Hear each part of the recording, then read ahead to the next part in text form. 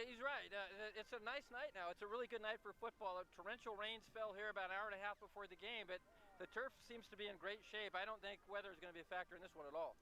These two teams played last season during the middle of the year, and part of the Miners' 0-5 start to the season were down 31-14 against Wayne State at halftime. Came back, only lost the game 38-35. So the Miners are looking to do what they couldn't do before and get that win here on the road against Wayne State. Meanwhile, the Wildcats are looking to start off the NSIC right and start off the season right with a victory. Well, I think the Wildcats have a lot here.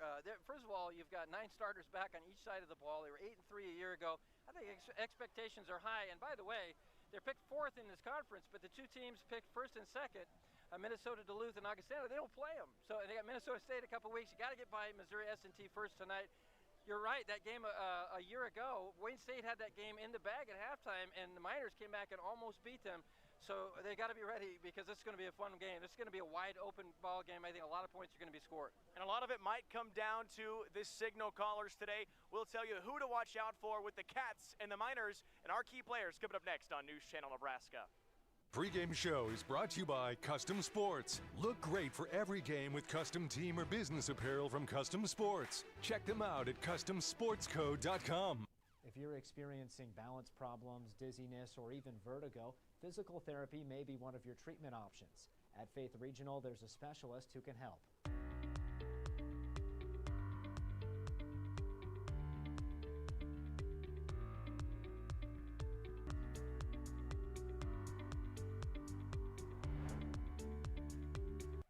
Does your business need quick, competitive financing for heavy machinery, trucks, or other equipment? Currency is here to help. Whether you're financing construction equipment, farm equipment, trucks, trailers, or any other big-ticket item, Currency will automatically find the best rates. Currency facilitates loans for up to $500,000 with repayment terms up to 72 months. It's fast, easy, and free to use. Visit GoCurrency.com and apply today.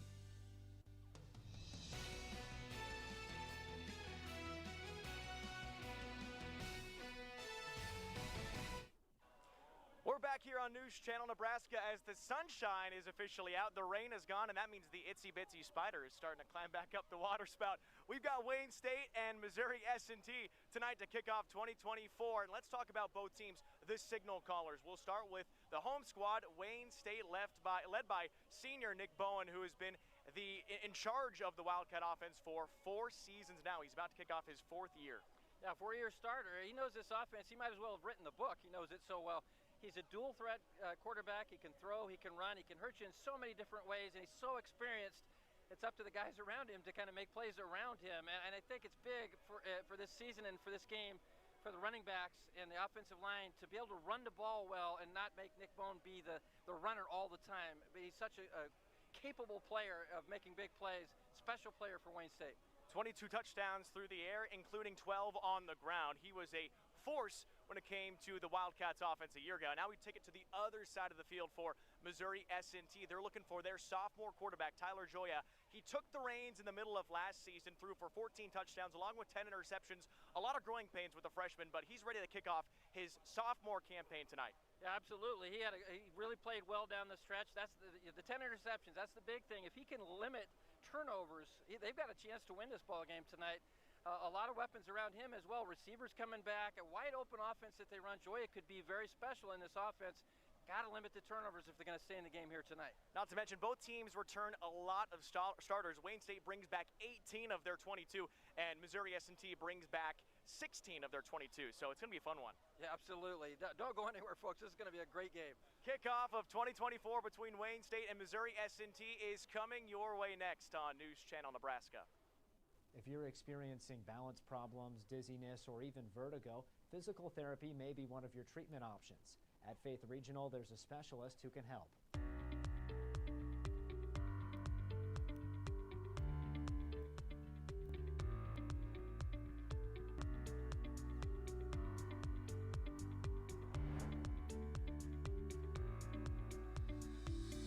I'm joined now by Aaron Baumert, a physical therapist with Faith Regional Health Services.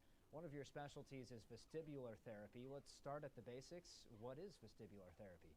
Vestibular therapy is a type of therapy for patients with any type of vestibular diagnosis that can be ranging from vertigo, dizziness, problems with balance, and eye-head coordination problems. And the patients that have those problems have symptoms that are, can range anywhere from just like when they lay down or change positions or tip their head back in the shower and the room starts spinning. That's kind of a telltale sign of positional vertigo. People that have problems with balance, like if they're walking through the grocery store and they turn their head side to side and they try to scan things while they're moving, that can be another telltale sign for like eye-head coordination problems. What sorts of exercises or things do you do with your patients to help them overcome those symptoms? The positional vertigo is their main problem. That's learning their repositioning techniques, which can be done in the clinic, and then I try to teach them those at home too, because they can be very useful for the patients at home if they're able to reposition themselves. It's just a series of position changes when you're lying in bed and kind of knowing which way to move the head. And then I'll also progress them with eye-head coordination exercises, gaze stabilization exercises, balance exercises, all those types of things to help them get back to their normal everyday routine. If this is something that someone hasn't experienced, maybe they're nervous to go approach a doctor about it, why should they see their doctor and eventually seek physical therapy? Well, if it's limiting their day-to-day routine, if you wake up with a little bit of dizziness, but you get up and it goes away and you can go about your daily routine and you don't have an episode again, don't worry about it, right? But if it's something that, I can't move, I can't walk regularly, I have to hang on to the countertops to get by, I can't go to work, if you're limiting with your daily routine, especially over the course of, longer than a day or two, I usually tell patients, go get it fixed. It's better than dealing with it. Well, Erin, thank you so much. You're welcome. Ashoff Construction of Osmond is your leader in engineering and designing your new building, additions to facilities, and concrete construction. Their professional projects can be seen across northeast Nebraska. Whether it's a business office, barn, shop, or addition to an existing building, when the project is complete, you'll have a building that meets the needs of your operation. Check out ashoffconstruction.com or call Scott, Kenny, or Luke in Osmond at 402-748-3551.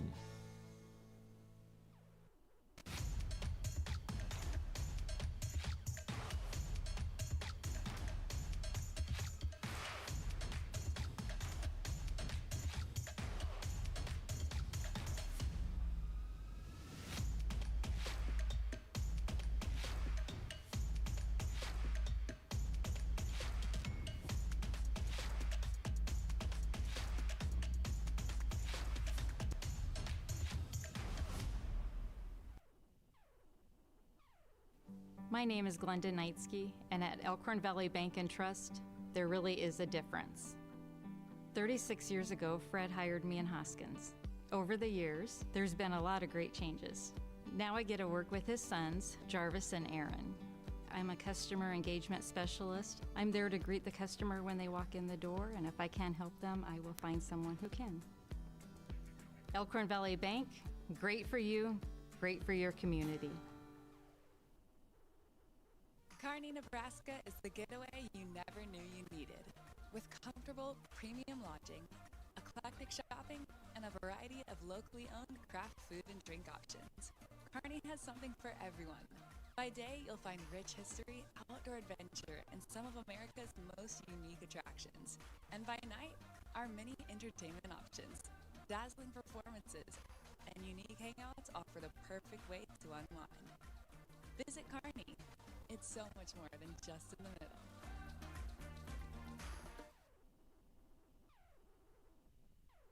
At Faith Regional Physician Services Family Medicine, our definition of care is showing devotion to and concern towards the health of you and your family.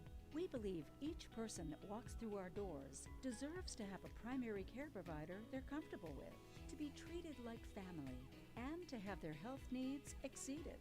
Our 20 family medicine providers, located in 10 communities throughout northeast Nebraska, offer comprehensive health care for all ages. Whether you need a yearly checkup, chronic care management, or you're under the weather, count on us for primary health care you can trust. And if you or your family require a higher level of care, our primary care providers connect you to the area's largest multi-specialty physician group, ensuring a seamless healthcare experience. Choose Faith Regional Physician Services Family Medicine, where we don't just care for you, We care about you. Does your business need quick, competitive financing for heavy machinery, trucks, or other equipment? Currency is here to help. Whether you're financing construction equipment, farm equipment, trucks, trailers, or any other big-ticket item, Currency will automatically find the best rates. Currency facilitates loans for up to $500,000 with repayment terms up to 72 months. It's fast, easy, and free to use. Visit GoCurrency.com and apply today. Pregame show is brought to you by Custom Sports. Look great for every game with custom team or business apparel from Custom Sports. Check them out at CustomSportsCo.com. Here in Wayne, America, as we are kicking off 2024 with a non-conference battle between the Wayne State Wildcats and the Missouri S&T Miners.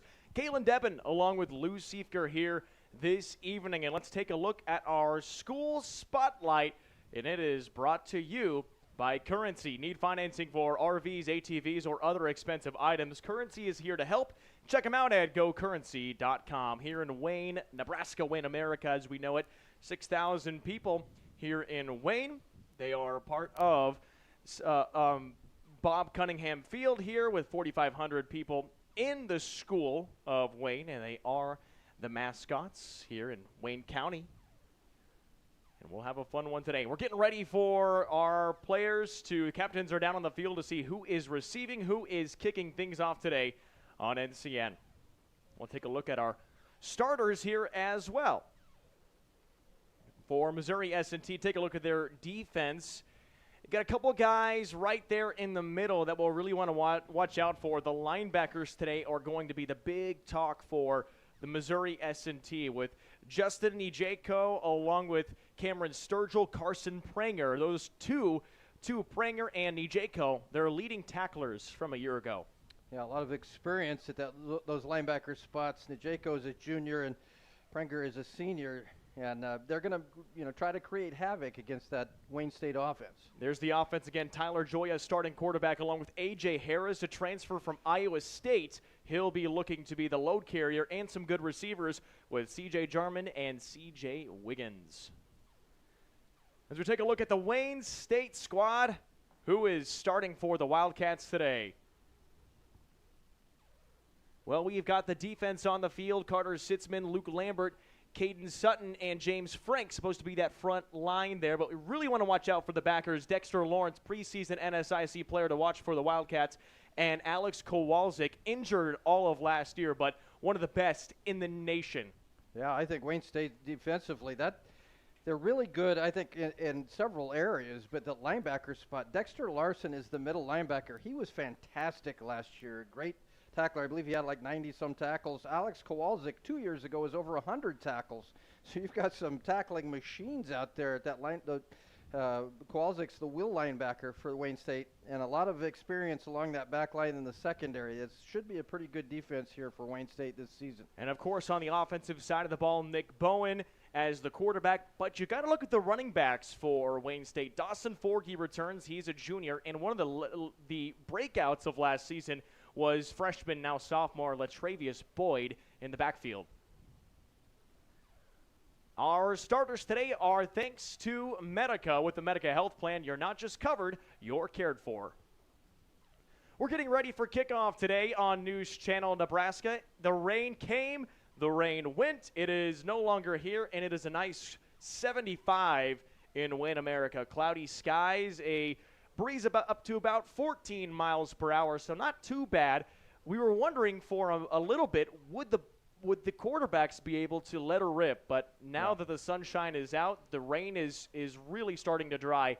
Looks like we'll see both normal offenses today. When I first got here, it looked miserable out there. It was raining, it was wet, it was uncomfortable, but now the sun's out and much, much nicer. Boston Henley boots it away, and 2024 has begun. Gideon Nebo takes the kick return all the way up to the 25-yard line, and that is where we begin. I think for Missouri S&T, the most important thing right now is just get off to a good start. They trailed 38-14 in the first half against Wayne State. Wayne State just absolutely clobbered them in that first half, and then Wayne State was well over 300 yards, I think almost 400 yards at halftime, had like 80 yards in the second half, barely moved the ball. Missouri S&T scored 3 touchdowns there after falling down. It was 38-14 at one point, scored 3 straight touchdowns and tried an onside kick that Wayne State recovered. So for Missouri S&T, again, get off to a good start here on the road. Braden goes in motion, and this is the handoff to A.J. Harris, the transfer from Iowa State, who originally committed to Stanford when he was a 4-star recruit back in 2022. He ended up moving on to Iowa State and now decided to transfer to Missouri S&T. And this is a spot that will use A.J. Harris quite a bit. They love to run the football. Yeah, they're gonna try to spread Wayne State out. They'll try to hit him with the quick handoffs. Right now you see basically 5 wide for the Miners. Joya alone. He'll look to throw after a quick pressure. He gets this one out to the sideline. Out route ran beautifully and caught by Reed Weber for the first down. Had some pressure, but nicely done by Joya to get that throw off quick. Yeah, Joya stayed in the pocket there and delivered a quick pass for the strike and the first down. That's going to be, again, we talked about that in the pregame. For Joya is to not turn about the football over, rather, not baseball, but don't turn it over and make those quick passes be very accurate here today. Loaded up on the right side. They run it to the left with the option. Joya with a big gain across midfield and a first down for Missouri S&T. He doesn't run the ball a lot, but when he does, he can be very effective. Yeah, maybe he should run the ball a lot. That was a good fake. Really, Wayne State kind of got bit going inside. Joya takes it outside on the ball fake and picks up a nice gain into Wayne State territory. A lot of credit for the left tackle, Jake Seidel, picking up a big tackle. Here's another option for Joya. It's an RPO. He'll throw it out to the sideline. Flag is down after the catch was made by Weber. He got the first down, but a flag flies, and we'll see what the call is from the official.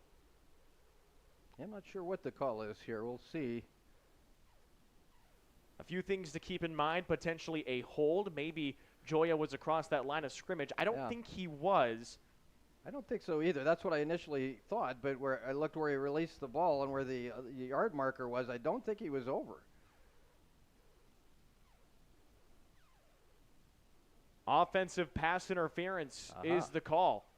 And that's where it gets really tricky on screens, RPOs. If you throw it too late, you can have some illegal contact up front early, and that's what happened to the Miners, so that backs them up 15 yards. Yeah, because you start blocking, and then it becomes a pass play, and now you're making illegal contact when that ball goes in the air.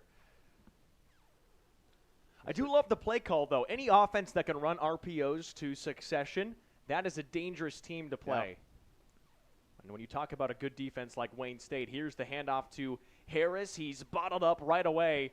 A lot of cats in there early and not allowing A.J. Harris more than 2 yards. Well, I think for Wayne State, one of the things they're going to have to do, you look across the front line, that's certainly some youth defensively. James Frank's a sophomore, one of the ends, Carter Sitzman, 6'4", 250, he's a sophomore. Those are some younger guys. Luke Lambert, defensive tackle's a sophomore, and Caden Sutton, a junior. So some youth a little bit across that front line. We've seen how good they've been in the past against the run and rushing the passer. Got to be good again here this year. Joya delivers. It's hauled in at the 50-yard line. Taking a few steps back is the receiver, C.J. Jarman, but he makes the catch and a nice job to get the football and move the sticks up a little bit on a corner route. I think Alex Shaw, number 49, on that tackle. Another good linebacker for Wayne State. They have so many guys that can play that spot. Alex Shaw, another guy that was very good last year, while Kowalczyk, matter of fact, I believe he took that spot from Kowalczyk while he was hurt, but had a really nice year a year ago. Brings up a big and early third down. Joya with a running back to his right. He'll look to throw. Pressure coming in from that left side. It's Sitzman giving chase. Joya will run, and he'll get a few yards, but still short of the first down by about 10 yards. Got back to the original line of scrimmage, or just a few yards ahead of there. But good pressure off the left side. I don't know how fast Tyler Joya is, but I can tell you I would be a 4-4 guy if I had Carter Sitzman chasing me down. 6'4", 250, big dude there on that, as you said, on that from that end spot. Now, Joya did pick up some positive yards, but not nearly enough for the first down, so Wayne State's going to get the ball for the first time here in 2024. Logan Jacobson will punt as Dawson Forgy is under it, makes the fair catch, and that is a beautiful punt by Jacobson, and will pin the Wildcats offense deep to get this thing started. We've got the band playing. It is football weather. It's football atmosphere, because that's exactly what we've got in Wayne, America on NCN. So a nice drive from Missouri S&T for a moment. A big offensive pass interference really halted things for the Miners. Yeah, disrupted that possession for the Miners.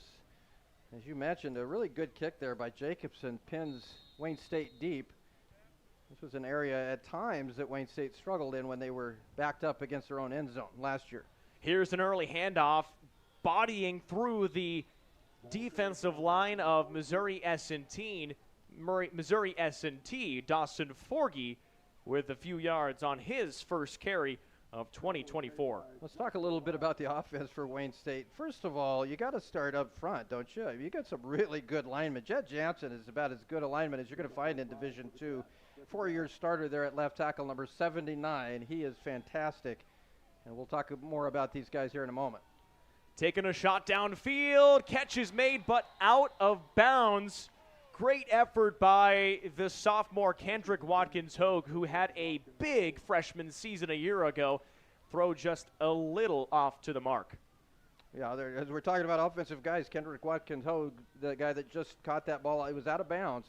You see the kind of hands he has, but he is a playmaker in space. He's a guy that can make catches, without much space, but can also catch it and take it to the house. He's a special player, only a sophomore for the Wildcats. If you remember last year, Kendrick Watkins-Hogue had a catch where he was down on the ground. He was falling down, and he made the catch. It was one of the best plays that we've seen all year. Dawson Forgy gets the handoff, pushes his way through, and picks up the first down after a big second effort and help from that offensive line. Yeah, there you go. There were times the last couple of years where teams could come in and really slow down that running game at Wayne State and make them more one-dimensional. We talked about that again in the pregame. Can Wayne State run the ball and not expect Nick Bone to be the rusher? And it starts with that offensive line. So far, so good. Good push up front by the Big Uglies. 4 of the 5 offensive linemen return for Wayne State in 2024. As Bone looks to throw, he's got all of his receivers deep downfield. Now he runs. He'll get out of bounds, hit late, and there's the flag. That's an easy decision by the official. Was way out of bounds before the defense came in. Yeah, guys just trying to make a hit there, trying to make a play. First ball game, nothing egregious about that, but very definitely out of bounds. Nick Bone, very valuable guy. They're going to do everything they can to protect him. Flushes him out of the pocket, and watch the hit there. Definitely way out of bounds. Easy call. You or I could make that call.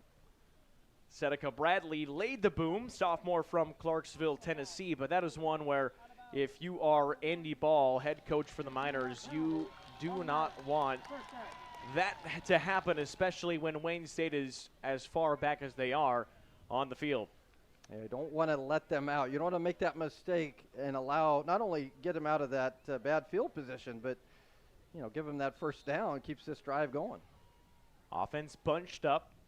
Latravius Boyd in the backfield with Nick Bone. Fake to Boyd. Bowen will roll out again. He's got a little space before he throws. It's tipped and incomplete. Great defense by the Miners, getting their hands up and tried to make a play defensively. Keon Chaffee was there defensively. I believe he got his hand on the football. I think that's the best thing you can do when you're trying to defend Bowen, is to stay in front of him. Don't allow him to scramble away. Keep him in front of you, and then get your hands up. Tip those passes. You saw it there, nearly a turnover in S&T's favor. 3 seniors on the defensive front for Missouri S&T, mixed in with a redshirt freshman as Latravius Boyd gets the handoff. He cuts his way up for a nice gain of about 8 yards. Brought down just shy of the marker. Yeah, good push again. Number 77, the center, Will Waschenberger, another really good player. Sioux Falls guy, Sioux Falls, South Dakota, 6'3", 300-pound center. I remember when 300-pound guys were not all that common. Now, Division II, they're everywhere. Waschenberger is huge. 3rd and short, 2 wide receivers to the near side.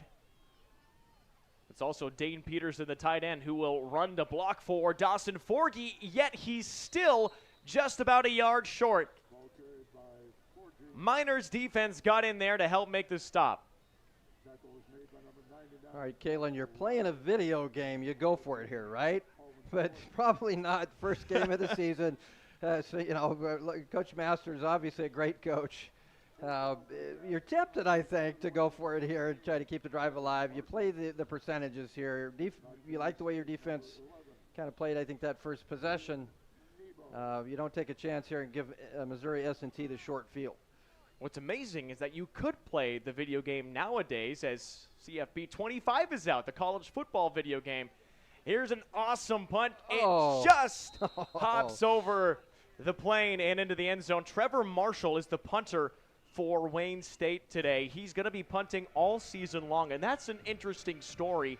He had to take over the punting duties last year due to an injury. If you know Trevor Marshall, he is a solid wide receiver. He's a go-to option for Nick Bowen, and now for 2024, he's the guy when it comes to punting the football. Yeah, and that was a nice kick. That just took one of those weird bounces. The football, that oblong ball, you never know how that thing's going to bounce, but he placed that very well.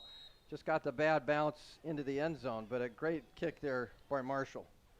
7 minutes gone in this 4th quarter, and both offenses have had a try. Miners offense comes back out on the field as Joya will hand this off. It's Harris. Harris, not a lot. He's brought down fairly quickly. Caden Sutton, the junior from Adel, Iowa, makes the stop.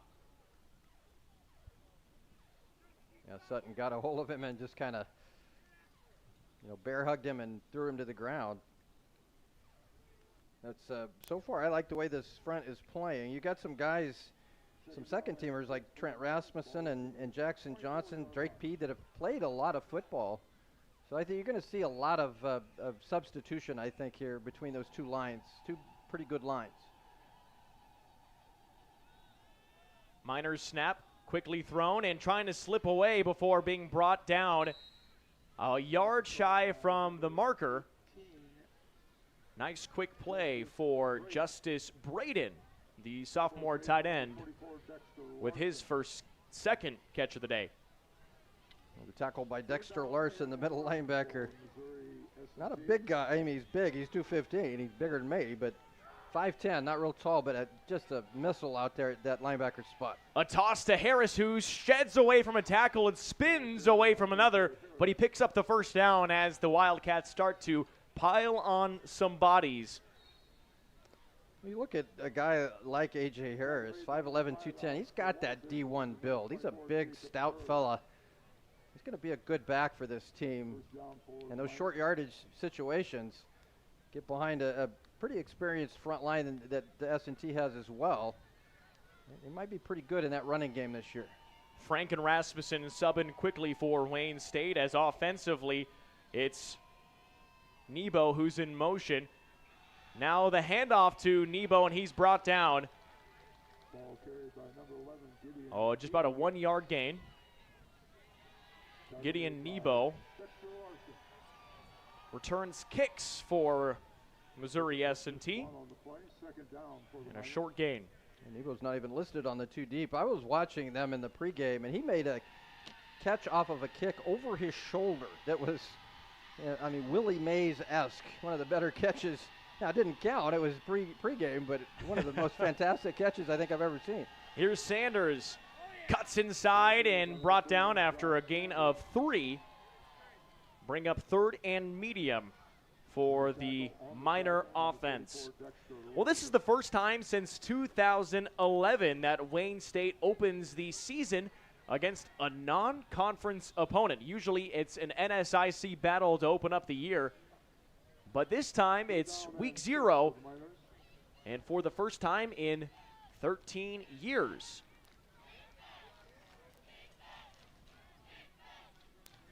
Communication up front, Cole Luttrell pointing to the defense. 3rd down. Joya looking, pressured, he's in trouble. Joya goes down. Wildcats get in there and make the play. Drake Peed along with Trent Rasmussen. Yeah, that was a stunt. They ran a stunt and got to the quarterback. Drake Peed, I mentioned him a moment ago, really good player from a year ago. Watch, kind of hard to see there, but they just run a stunt inside. Pete Rasmussen both get there, make a big play, not only make it a 4th down, but throw S&T for a big loss. You're going to have some trouble against the Wildcat defense all day long if you can't block that front 4. And they've got so many different guys who can make plays as Forgy returns the kick up to around the 50-yard line. Short return. But either way, Wayne State is in prime position for the offense to crack the scoreboard first. 4:13 to play in the first quarter. You're watching News Channel Nebraska. Our first quarter today is brought to you by Yankton Medical Clinic. Norfolk Yankton Medical Clinic is building a Norfolk legacy, one patient at a time, one generation at a time. From family practice to expert specialists, they're here for you today and every day. Here comes the Wildcat offense. Boyd is in motion. It's the handoff to Forgy. Forgy gets a few blocks, cuts his way across for a gain of 6. Brings up 2nd and 4. I know that's a bit of a mundane play, but I think that is kind of what you just saw there is going to be key for Wayne State offensively this entire season. Good running plays, especially on 1st down. This offense is especially dangerous when you've got the whole playbook working for you. A lot of times you saw last year you'd have like 2nd and 9, 2nd and 10. Now 2nd and 4. This offense can do so many things. Fakes the handoff. Bowen. He's got time. He'll take a shot. It is incomplete. Was searching for Curtis Witt, the freshman from Council Bluffs. Just a little too far for the freshman. And that brings up 3rd down. Well, another thing we talked about, of course, the offensive line for Wayne State. 4 out of the 5 from last year return. The only new player is right guard Jake Steyer. Otherwise, you bring back Terrell Tompkins, you bring back Will Washingberger, Chris Graham Jr., and of course, the All-American Jet Jansen protecting that left side. Jet Jansen has started every game he has played here at Wayne State. That is fantastic. Keeper for Bowen. He slips a tackle, and Bowen gets the 1st down. Made the defender miss. It was Seneca Bradley who he had stumbling, and Bradley was also the one who had that late hit earlier this quarter. Yeah. Another flag is out. Uh-oh. Hope it's not up. Oh, you see Carson Pranger, he had his hands on his helmet. Not too happy about it's coming whatever back. it is. I think it's coming back. Maybe. We'll wait the call.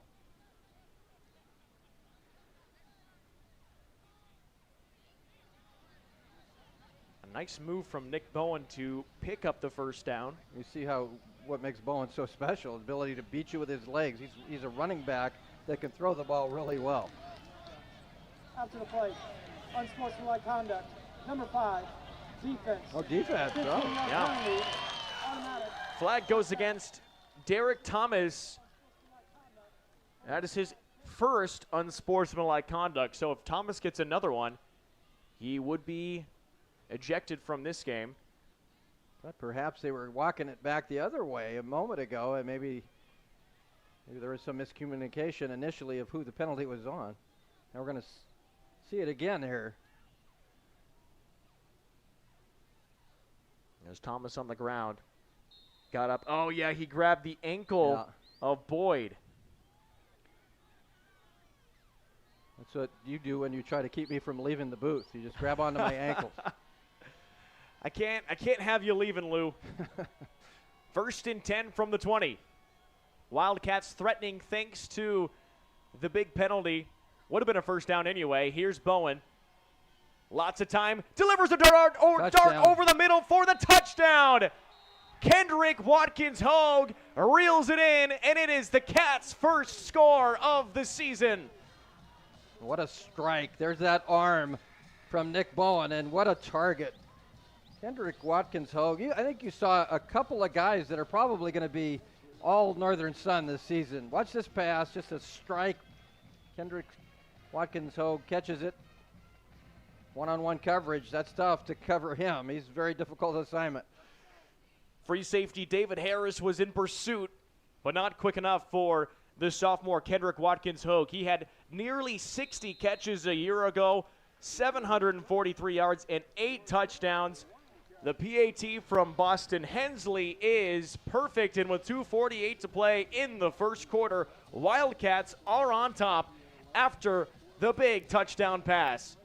21 yards to Kendrick Watkins-Hogue. Wayne State 7, Missouri S&T nothing. It's not about the hours, it's not about the acres. It's about the legacy, passed from one generation to the next. At Madison County Bank, we see your farming operation as a legacy, as a successful business, as a crucial part of the world's well-being. For over 130 years, Madison County Bank has stood beside farmers and ranchers in Northeast Nebraska. We have been and always will be here to help you grow. Madison County Bank, member FDIC, equal housing lender. Elevate your drive with Woodhouse Ford. From driving the city streets to cruising the back roads, Woodhouse Ford has something for every lifestyle. Discover the joy of performance and reliability with Woodhouse Ford, where every mile is a testament to quality craftsmanship. With 3 locations in Omaha, Blair, and Plattsmouth, Woodhouse Ford is ready to help you. Shop our inventory and offers going on now and experience the difference of buying with Woodhouse Ford.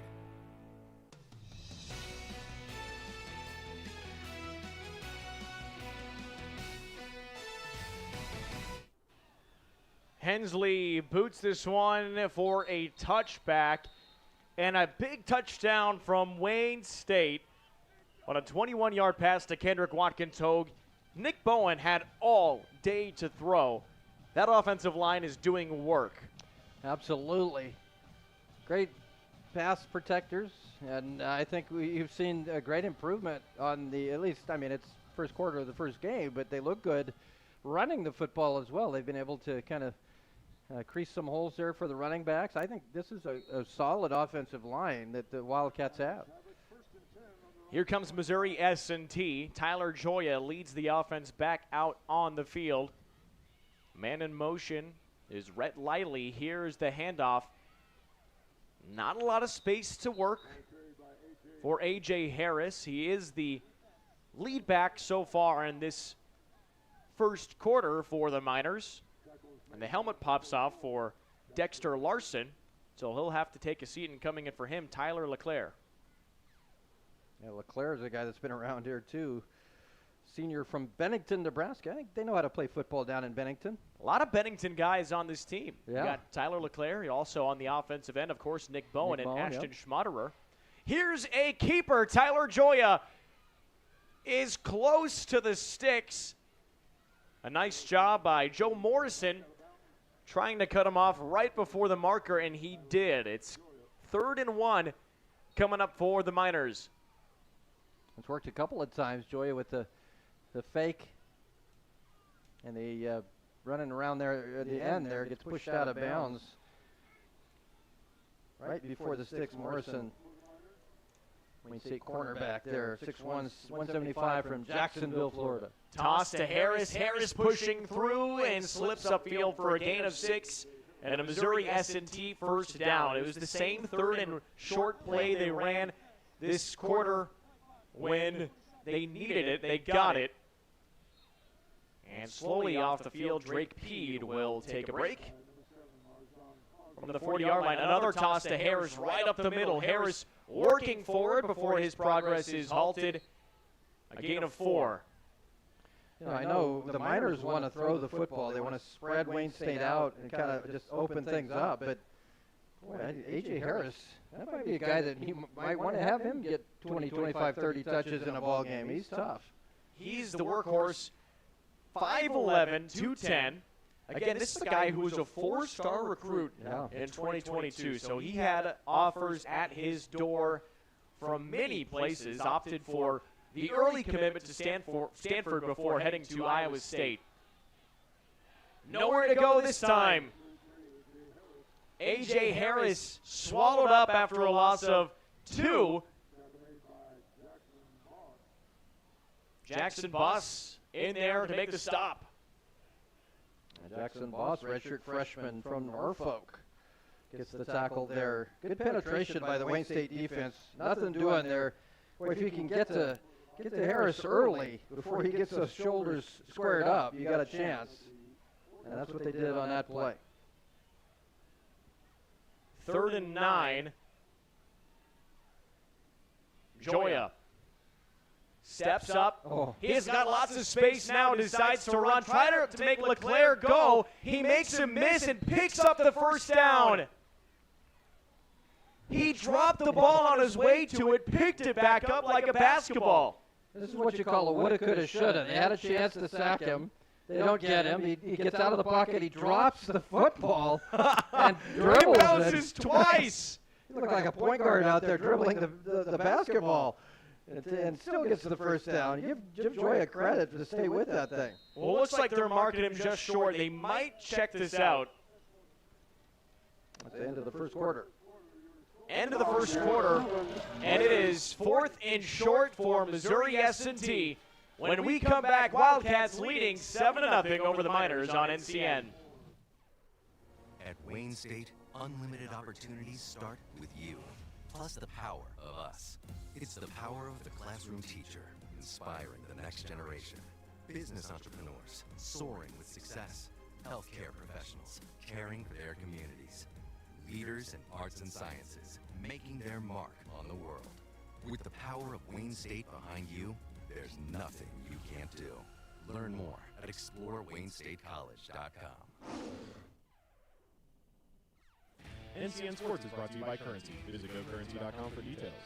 Region 4 Behavioral Health, affordable, accessible, quality mental health and substance abuse services. And The Carpet Shop, providing quality residential and commercial flooring coverage and installation for almost 50 years.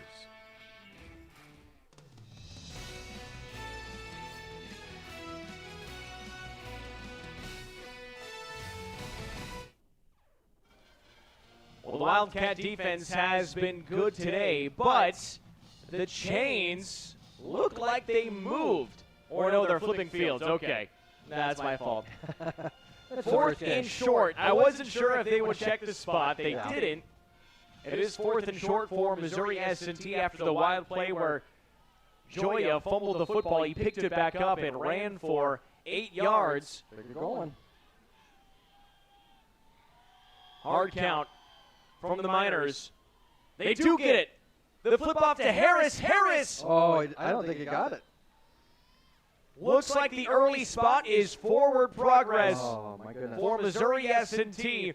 Move those chains. The Miners pick up the first down. Larson, watch Dexter Larson, number 44, come in here and just stand Harris up. That was a heck of a hit. It was right at the sticks. The officials obviously have a much better vantage point than we have, but boy, it looked like it was right there at the sticks. But the forward progress gives S&T the first down, but a great hit there by Larson. Here's the handoff to Harris. He tries to cut back forward, picks up a nice gain of 6 or 7 and moves forward. Brings up 2nd and short. You talk about a guy like Dexter Larson, NSIC player to watch for Wayne State. Led the team in tackles, was 2nd in the conference with 91 tackles, including 4 sacks and an interception. He had 9 tackles for loss. You pair him up with Alex Kowalczyk. It's one of the best linebacker duos, not only in the NSIC, but in all of D2. Yeah, that's absolutely. No question about that. Those guys are both tackling machines. As I mentioned before, Kowalczyk had over 100 tackles in 2022. Here's an RPO. It is caught, first down. hauled in by C.J. Jarman, who was a big player for the Miners a year ago. He was the all-GLVC first team, had 37 catches for 507 yards and 7 touchdowns. Morrison, the cornerback playing over there, looked like he went for the ball, but was able to secure the tackle. Now, they did get the first down, but does not give up a big chunk play, making a sure tackle there in the open field. Liley in motion to block for A.J. Harris. Rather, that's Josh Sanders with the carry. It doesn't matter who's out there right now. They're getting some yards on the ground. And the offense slowly but surely moving. I think that's what you want to see for Missouri S&T. You want to see efficiency. Yeah, they got to avoid the mistakes. You can't have the penalties that derail your drives. And last year they had some turnover problems. No flag either way. Now finally one comes in. We'll see what the call is. Both sides moved. It looked like the defense jumped first, but did he break the plane?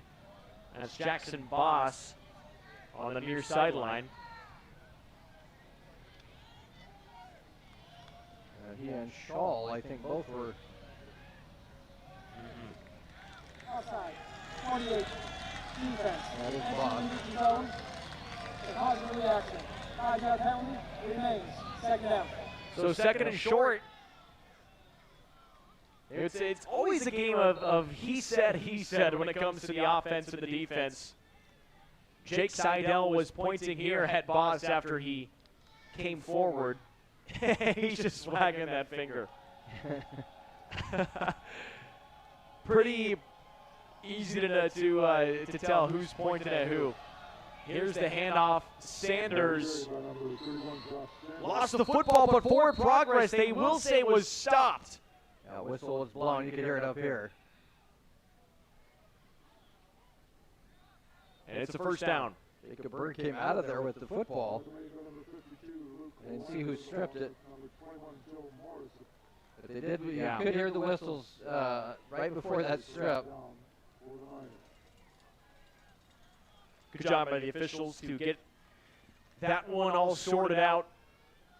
Those plays can always be tough whenever you're not sure when the forward progress gets stopped, as Liley in motion now back to the left side of the formation. Joya looking, pressure comes, throws over the middle, it's a high pass, incomplete.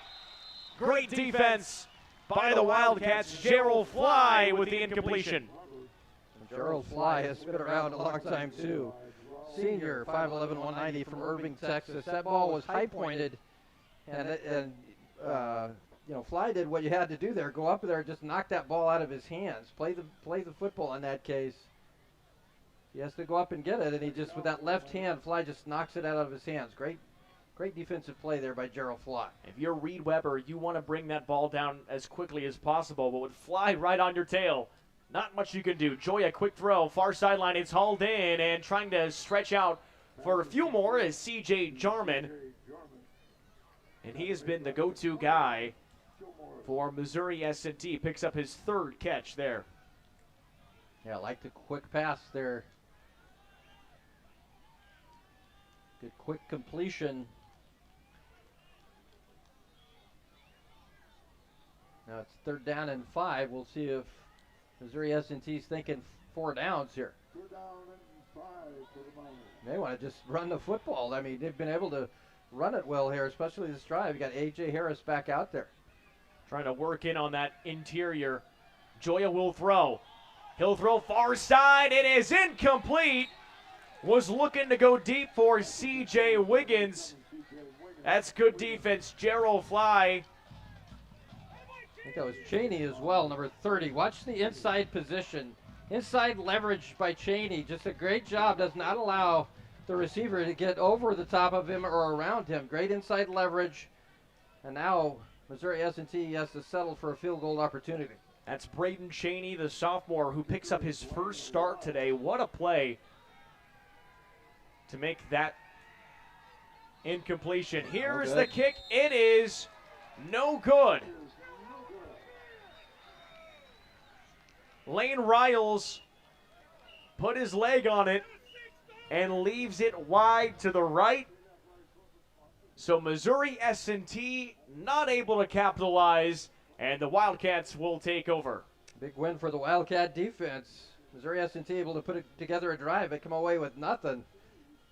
And you got to love the excitement from not only the players, some of the coaches out there jumping up and down. It's a good coaching staff that not only good, football guys, but I think players like playing for these guys.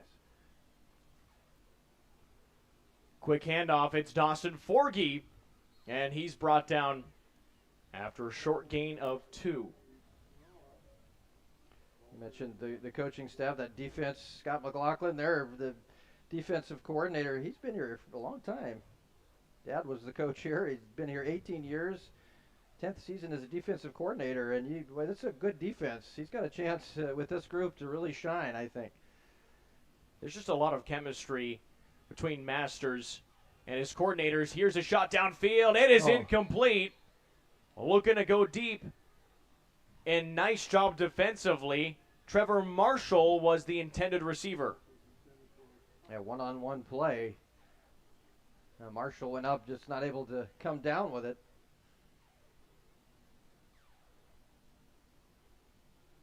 Nicely done. Devin Dunn, redshirt freshman from McLean, Virginia.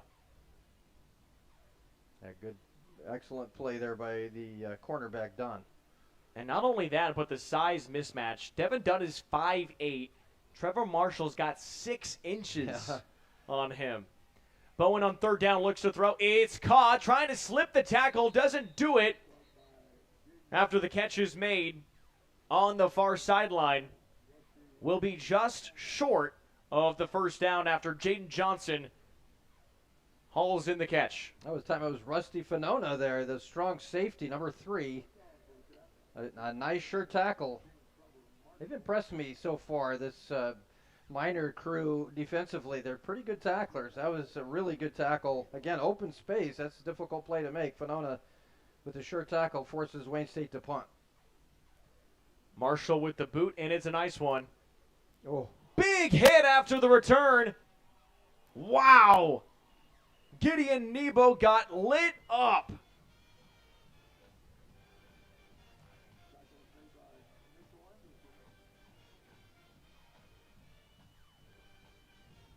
Yeah, great special teams play.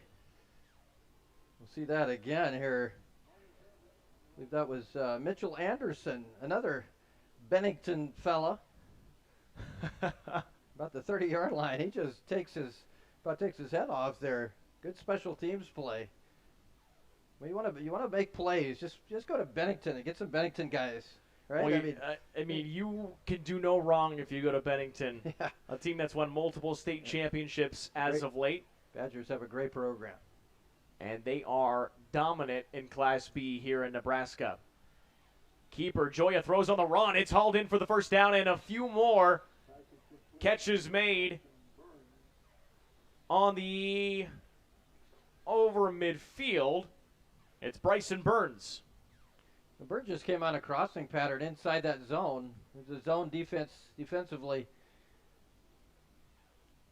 As the crossing pattern gets open. Well, the throw from Joya. Yeah. On the run to his left. Right on. Yeah, you're right. And he threw it right on the money. 1st and 10, near midfield. Joya quickly again outside. It is hauled in. No, that ball comes out incomplete. Looking again for C.J. Jarman. He's the early favorite for Tyler Joya. That time Wayne State played up a little tighter defensively, kind of challenged the receiver of Cheney, playing him tight. 2nd down and 10. 47-yard line for Missouri S&T. You got wide receivers stacked on both the near and the far side. Hands it off to A.J. Harris. There's a bit of a delay, but Harris with a burst of speed near the sticks. He's just shy of the first. We get Harris out in open space. That's a bad thing for Wayne State. Because he, again, we mentioned, you got to get him before he turns those shoulders, because he's, number one, he's a big dude. And he's got some pretty good wheels there. Once he gets going, that's a pretty tough guy to bring down. 3rd and short.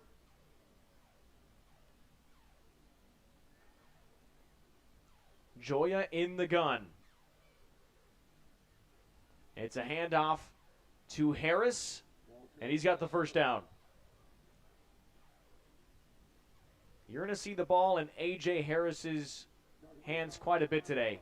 Yeah, and why not? I mean, I would be giving him the football regularly because he is a good football player, big, strong kid.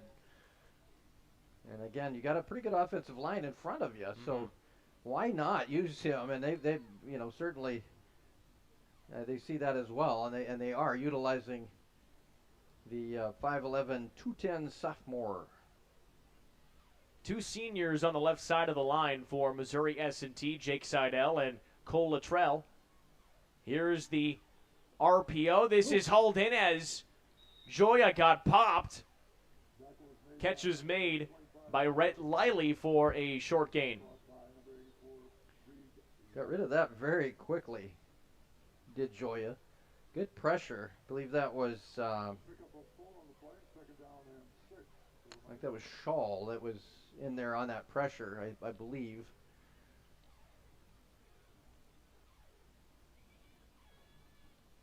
Second down for Missouri S&T. 39-yard line. Missed a field goal on the Miners' last trip this way.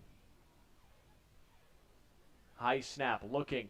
Gonna run. Joya with a ton of space. Tyler Joya gets a block upfield across the 20, and he's out of bounds. Big gain of about 19 yards for Tyler Joya.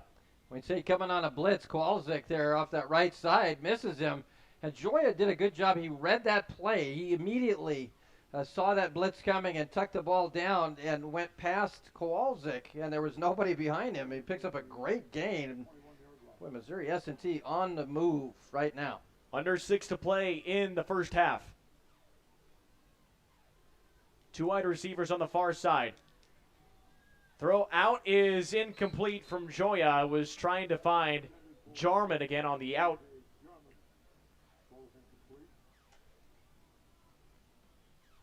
I think if you get Tyler Joya some confidence, this Miners offense will be tough to stop. Remember, Tyler Joya a year ago, he had 1 Player of the Week in the GLVC, and it was when they played Wayne State. Joya had 323 yards along with 3 scores, also threw 3 interceptions. Yeah.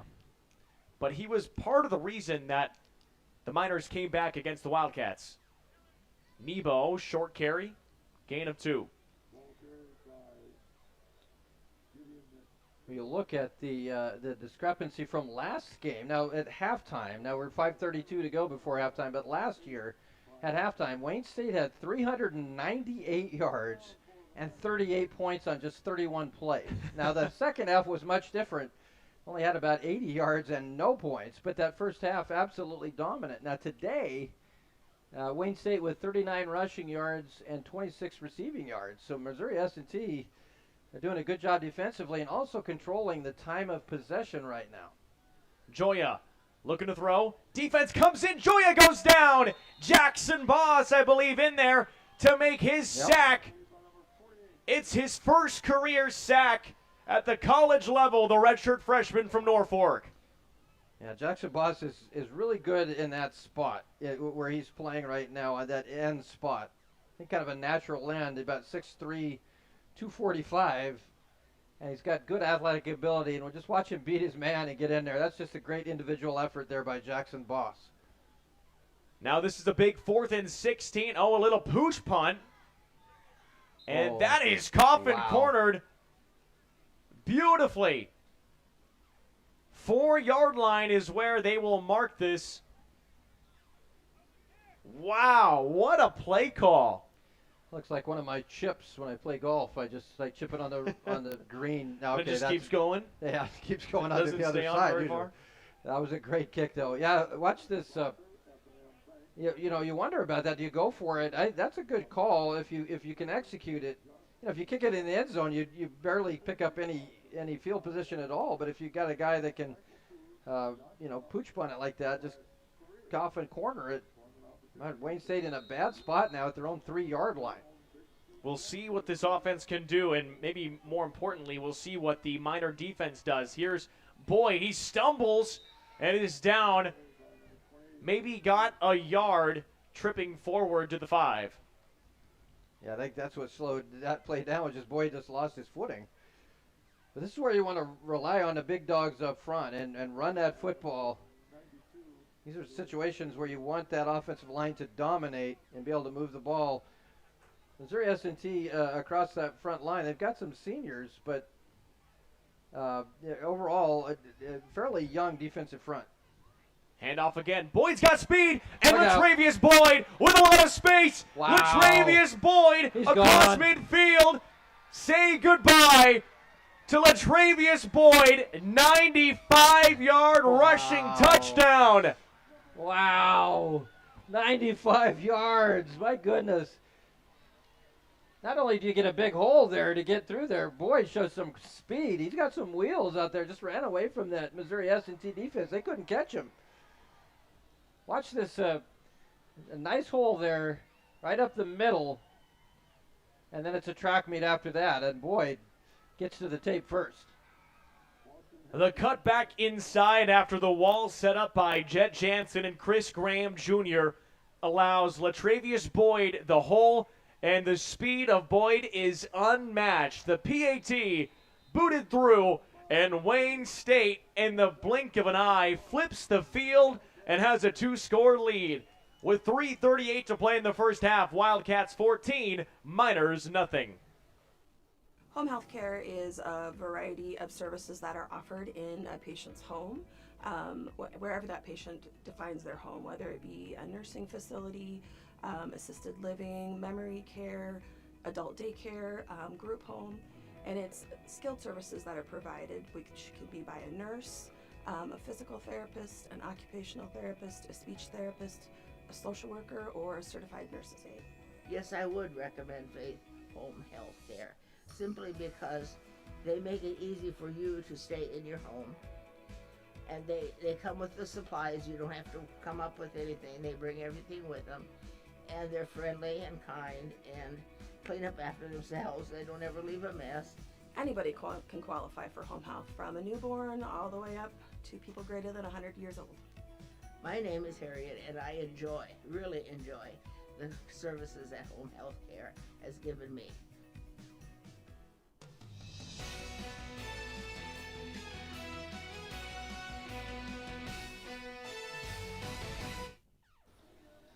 Stick around for our halftime show. It is thanks to Insurance 365, the healthcare specialists you want to do business with.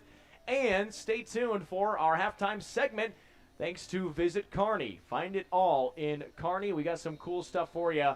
Talking a little bit about what Kearney's got coming up for the area. They got some new stuff heading their way. Nice. I can't wait. Well, perfect. I'll tell you all that. All right. Ready to kick it off after the 95-yard touchdown from Latravius Boyd. It is grabbed at the 5 and cutting back inside, trying to find a few blockers. Gideon Nebo with the return.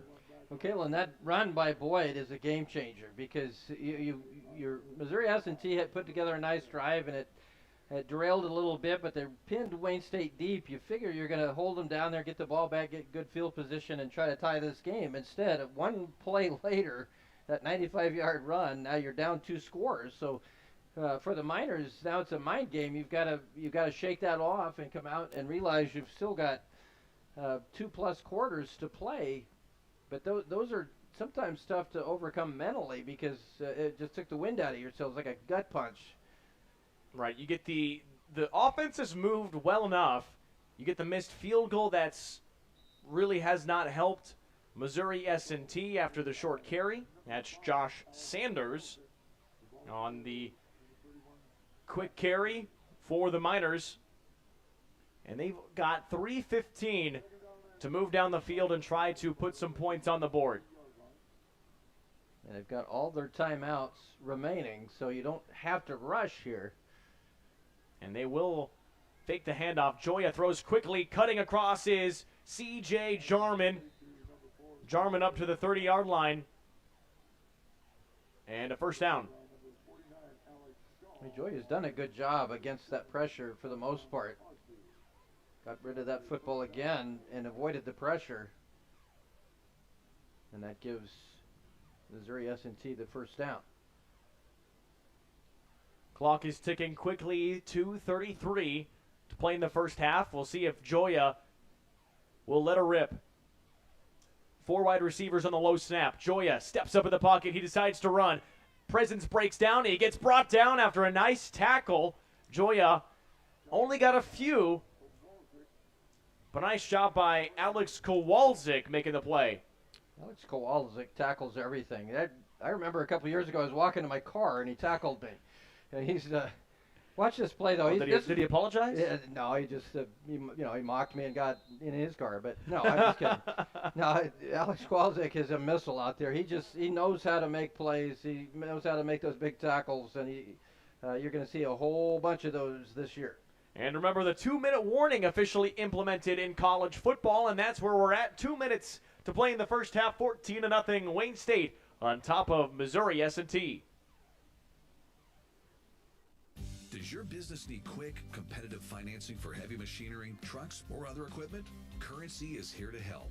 Whether you're financing construction equipment, farm equipment, trucks, trailers, or any other big-ticket item, Currency will automatically find the best rates. Currency facilitates loans for up to $500,000 with repayment terms up to 72 months. It's fast, easy, and free to use. Visit gocurrency.com and apply today.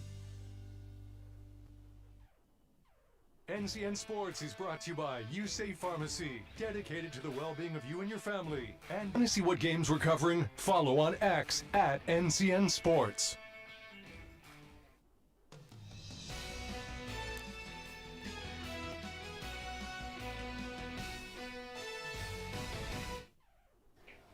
$14-0 Wildcats ahead of Missouri S&T.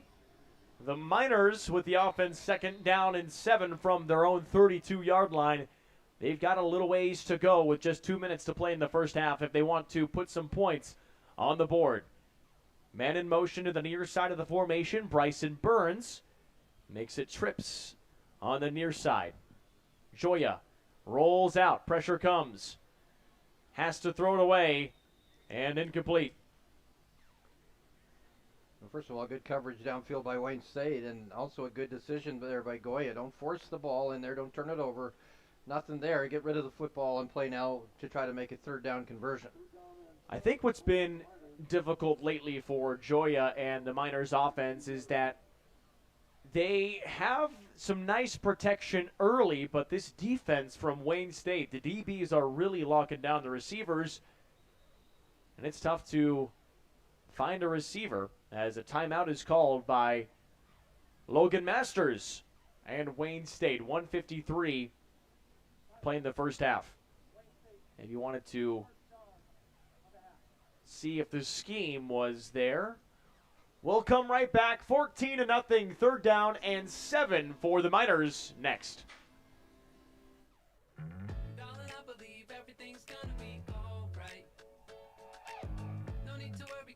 Somebody on your side.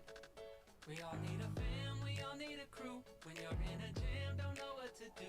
Just reach out your hand and we'll see you through. Doesn't matter where you're at, we got your back. We got your back. With a Medica health plan, you're not just covered, you're cared for. We got your back.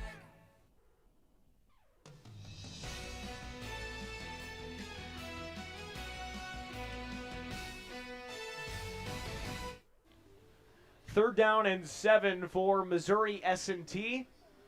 Got a ways to go yet, but we'll see if the Miners can keep the offense going. Down 14-0. Season opener on News Channel Nebraska. Kalen Devitt along with Lou Siefker tonight in Wayne, America, as Tyler Joya takes his spot behind Nadim Ayub, the center, and awaits the snap. 5 wide receivers. Joya quickly out route. It is hauled in and trying to slip a tackle. Reed Weber got close, but he did not get there. About a yard short. Offense is still on the field. We'll see the decision from Andy Ball. Yeah, it's risky here. I mean, you've been able to convert those 3rd and shorts. You've got, a fantastic running back in A.J. Harris, who's big and strong. He had a good line. It looks like they're going to go for it. Wow, this is a big call this early in the game. Could just be hard count. No, they toss it out. It is Harris who leaps over the pile and picks up the first down. A good effort there. Got hit and just dove forward to get that first down. That was a pretty good job by Wayne State. Good to see who made that hit. Got in there and looks like that was Larson. Larson and Kowalczyk kind of got his legs. Made Harris have to flip over the line, but it's first down. 1.5 minutes remaining in the first half. And Larson with those golden shoes. Joya. Pump fakes. He'll decide to run. Looking to get a block. Joya cuts to the outside. What a run from Tyler Joya with the first down across the 50 outside at the 42-yard line. Well, Joya's got some wheels here. That's a pretty impressive run. He finds that steps up in the pocket, but watch him run around that corner and gets away from a couple defenders there and picks up the first down. Good wheels there from the sophomore quarterback. Tyler Joya has been active today on the ground. Not to mention his effort through the air so far. Almost had an offsides call on the outside, throwing quickly over the middle. Incomplete. What a play defensively. It's the sophomore Clyde Hinton from Plattsmouth with deflection and second down. Clyde Hinton, the Sam linebacker out there, number 8. That's what we talked about, Larson and Kowalczyk, and they're great players. Alex Shaw has done a nice job. Clyde Hinton makes the play there a lot. That's what I talked about with this Wayne State team. It's got a really good linebacking crew. 58 rushing yards for Joya today. He had 200 all season last year. He's got a quarter of it in the first game of the year. Joya pressure, steps up, fires, high pass, hauled in. Nice tackle made, but the first down right at the 23. What a catch, Reed Weber. And Morrison made the tackle, but I think he slipped going back there in coverage and able to get back up, and it was not him, though, that slipped. Joe Morrison made the play. And Morrison does make the play. 23-yard line. 45 seconds to play in the first half. Missouri S&T looking for something. Delayed handoff. No, it's a fake. Joya will have to heave this one out of bounds and stop the clock with 36 seconds. Well, the good thing, if you're Missouri S&T, you still have 3 timeouts left. 36 seconds. You still have pretty much your entire offensive game plan, your play calling at your disposal with 3 timeouts. 14-0. Wayne State leads, but Missouri S&T, they've moved the football. And honestly, this first half for the Miners has all been short of the first down, short of the end zone by a little bit, short of the crossbar on the field goal attempt. Outside, a catch is made. Looking for the big body, Justice Braden, who hauls it in. Brings up third down, but cuts the yards about halfway. It was Jacob Bird, the strong safety, that came up and made that hit.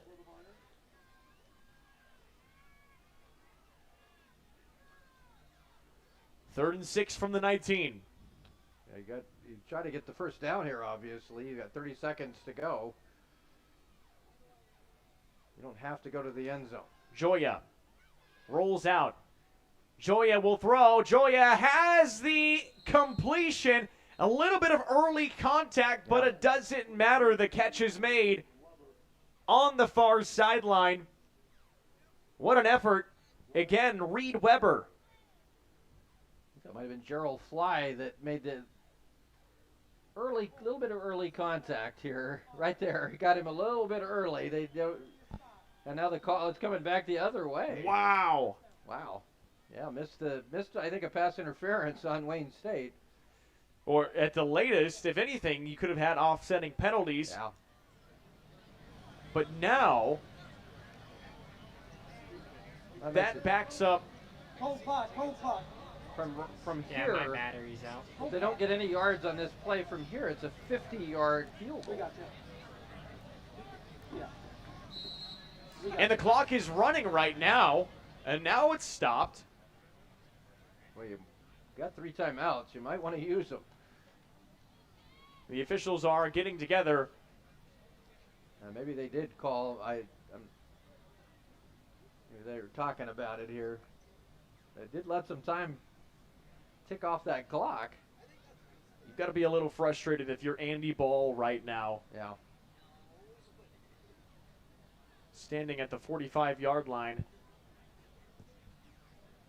Please set 30 seconds Yeah. on the game clock. 30 seconds. 0. And it will start on the snap. Okay, so starting on the snap. So that's good for Missouri S&T, but obviously losing with the first down and making it 3rd and 16 off of a potential pass interference turd holding.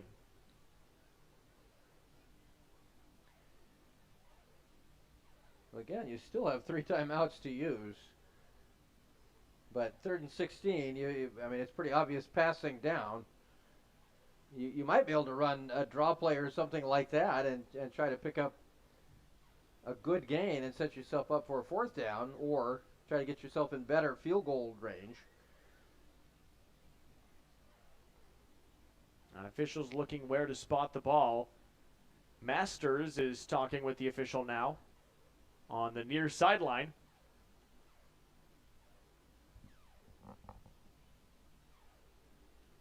Talking with referee Sean Johnston. We talked about the players. How about the referee from Bennington, Nebraska? They're everywhere. Sean Johnson, the head referee. It is a split crew of Nebraska and Minnesota officials.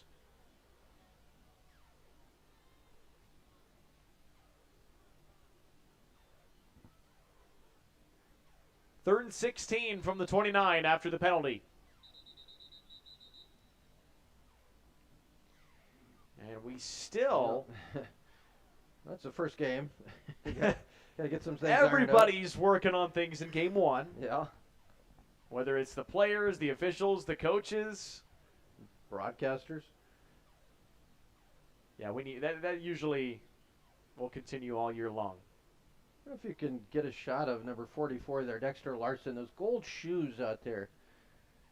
You are just... I mean, I think they just make you look like you run faster. I needed some of those because I was really slow back in my day, but... Captivated. There we go. Wow. Those are sharp. They just give you the impression that you're running really fast. I mean, and Dexter Larson's a fast dude, so, I mean, for a guy like him, just... makes a fast guy look even faster, I guess. If those cleats made you look like you could run fast, well, that's a miracle. That is a miracle. 3rd and 16, 19 seconds is on the scoreboard. Joya snaps, pressure immediately. Joya steps up. He's got to throw it. Heaves it to the end zone. It is tipped and incomplete. Oh. The effort from the Wildcat defense helps force that incompletion. Was searching for Bryson Burns. That was Jackson Boss again. The left end came all the way around. Watch number 48. He beats his man again. Hey, boy, they have trouble blocking the freshman, Jackson Boss. And then the tip there. Great play, one-on-one defensively. Gerald Fly again. Yeah, he is playing well. Lane Riles missed the field goal his last time out in a timeout called by Wayne State. 12 seconds to play in the first half. Wildcats 14, Miners nothing. This will be number 35, Lane Wild. This will be a 46-yard field goal from where they're at. So not an easy kick.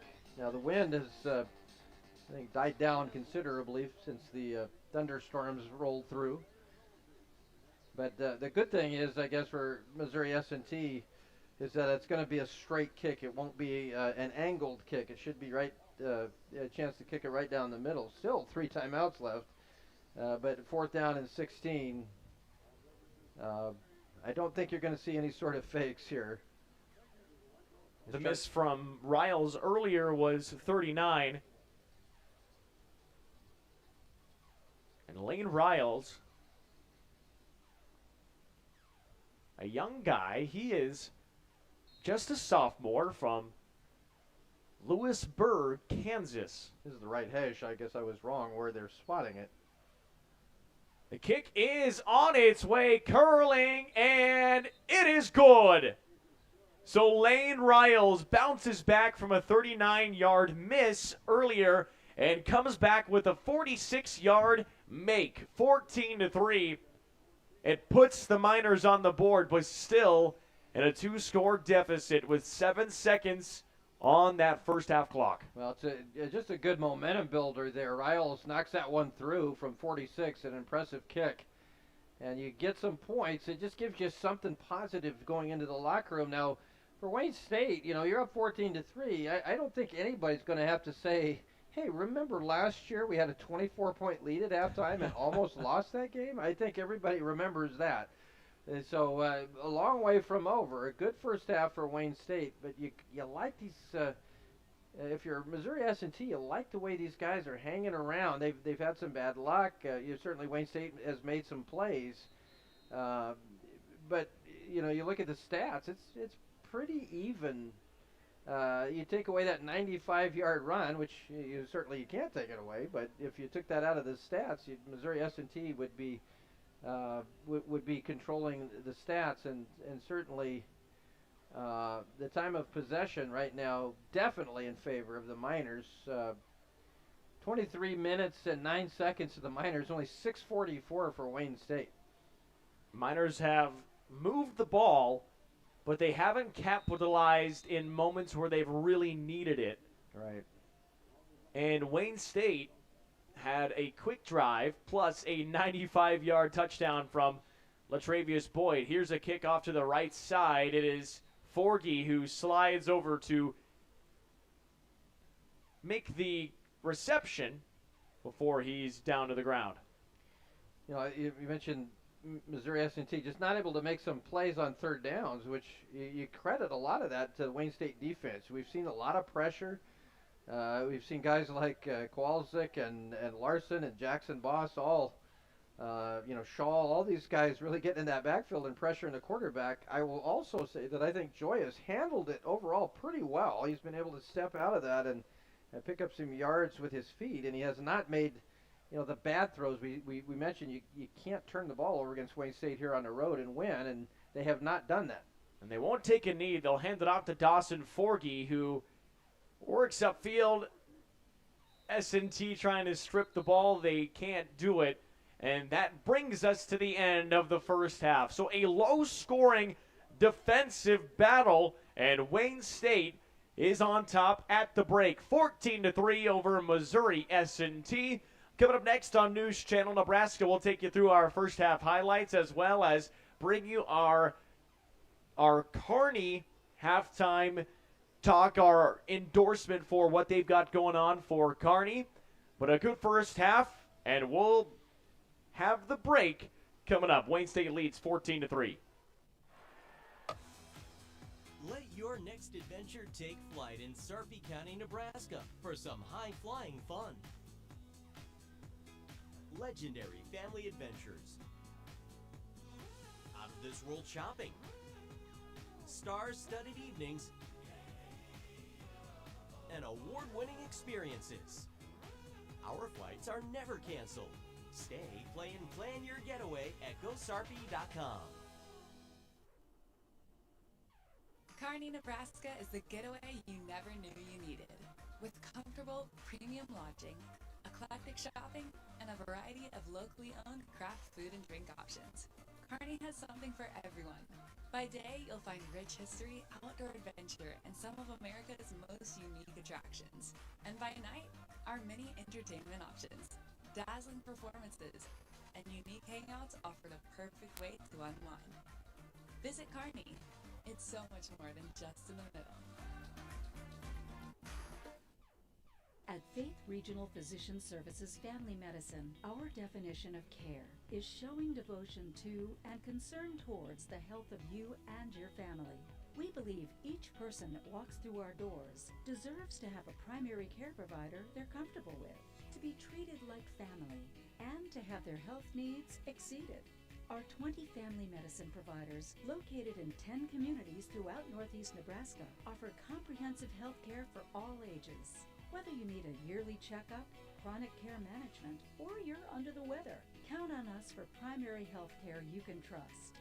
And if you or your family require a higher level of care, our primary care providers connect you to the area's largest multi-specialty physician group, ensuring a seamless healthcare experience. Choose Faith Regional Physician Services Family Medicine, where we don't just care for you, we care about you.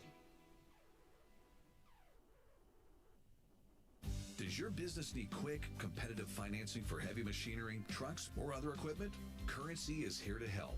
Whether you're financing construction equipment, farm equipment, trucks, trailers, or any other big-ticket item, Currency will automatically find the best rates. Currency facilitates loans for up to $500,000 with repayment terms up to 72 months. It's fast, easy, and free to use. Visit GoCurrency.com and apply today.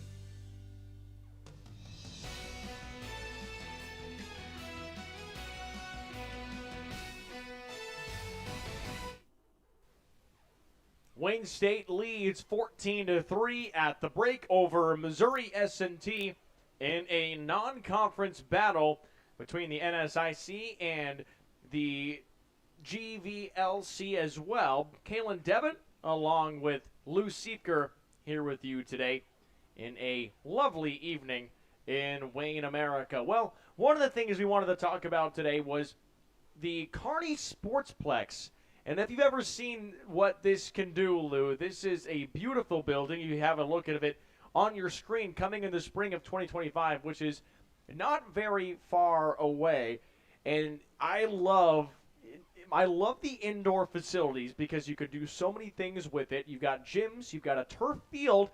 But one of the things that I'm really excited about, Lou, is the next time I'm in Kearney is the pickleball court. Are you a pickleball guy?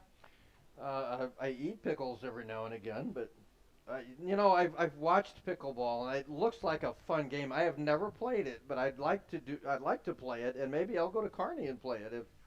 It sounds like they're going to have a fantastic facility there. You mentioned it. I've got pickles on this sandwich right here in front of me, and I've been playing pickleball. My wife and I, we like to go down to the courts. Usually tennis courts work very well for it. It's just two paddles. You've got a nice little ball. It makes an awesome sound. It's a lot easier than tennis. It's almost like giant ping pong, but I'm also awful at both ping pong and tennis. I'm not too bad at pickleball, but that's what the Kearney Sportsplex will have. 4 pickleball courts, which is 9,000 square feet, with a spectator seating and a 300-meter track with 3-lane running and walking. So this will be really, really cool. The Sportsplex is located on Eunice Drive, putting it conveniently near hotels, restaurants, and the new Visit Kearney Center. So if they have spectator seating and they watch you play, would that be like athletics or would that be comedy? I'm just curious. It'd be athletics. You got to see me. So I sprained my ankle last week playing church league softball, and I'm walking on it again. But I was able to play a little pickleball. I just stayed still. Was still making some plays. Pickleball. Nice. Gotta pick it up, Lou. It's an old man game. You'd love it. Yeah, I resemble that remark actually. I sprained my whole body the other day, but that's just, that's another story. What, by breathing? I got out of bed. That's what I did. 14-3, Wayne State leading Missouri S&T at the break, as you see a shot of the Wildcat Band working on their first show of the fall 2024 season. We'll be back with your highlights from the first half coming up next on News Channel Nebraska. My brother RJ had me believe that he knew exactly what he was taking, but I don't think that during those times he was ever necessarily sober. We lost RJ at 32 to a prescription opioid overdose.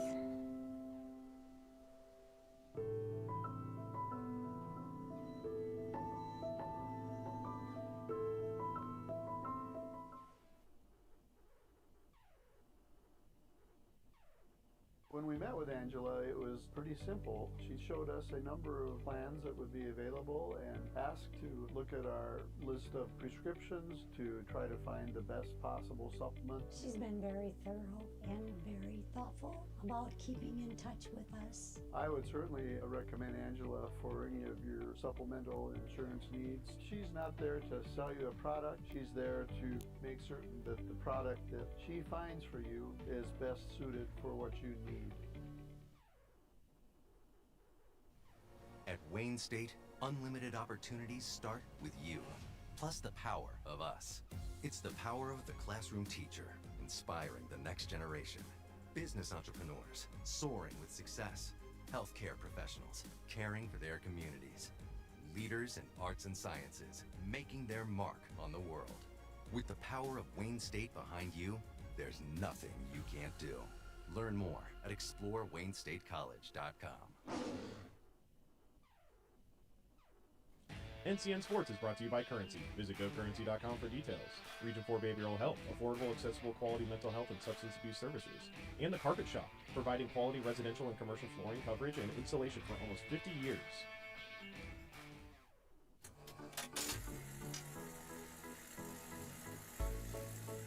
The way we use electricity has changed a lot over the years.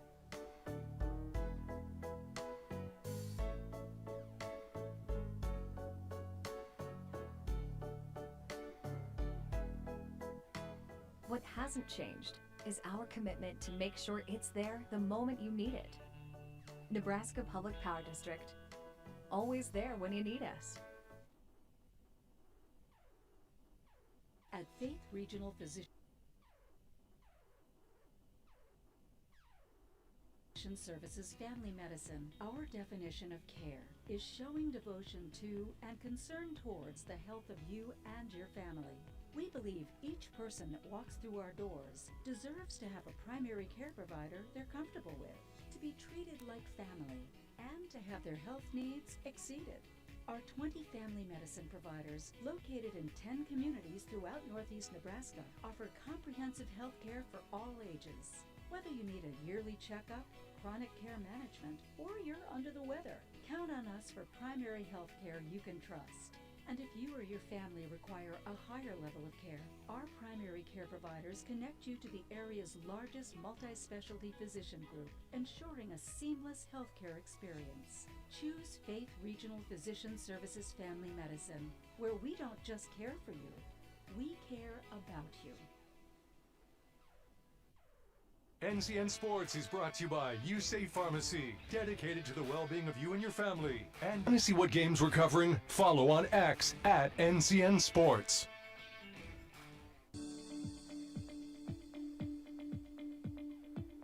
Make this the summer of Jeep at Woodhouse Chrysler Dodge Jeep Ram. Save on our full lineup of SUVs like the 2024 Jeep Grand Cherokee L. And take advantage of our current offers going on right now.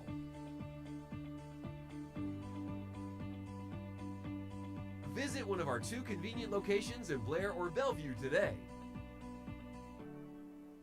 Yankton Medical Clinic, Norfolk location, has several multi-specialty outreach physicians, including ear, nose, and throats, orthopedic surgery, urology, nephrology, general surgery, and pulmonology. Our physicians are all board certified. They have obtained the highest level of medical expertise in their field.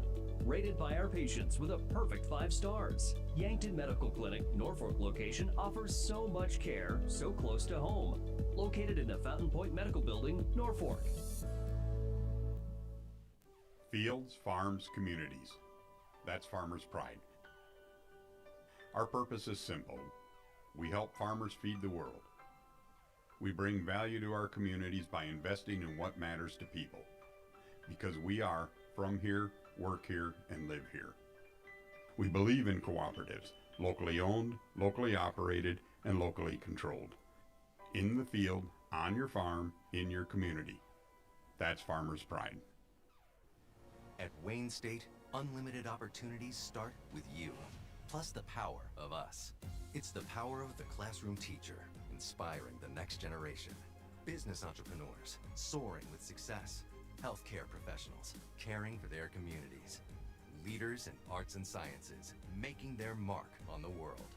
With the power of Wayne State behind you, there's nothing you can't do. Learn more at exploreWayneStateCollege.com. Darling, I believe everything's gonna be alright. No need to worry, cause you got somebody on your side. We all need a fam, we all need a crew. When you're in a jam, don't know what to do, just reach out your hand and we'll see you through. Doesn't matter where you're at, we got your back. We got your back. With a Medica health plan, you're not just covered, you're cared for. We got your back.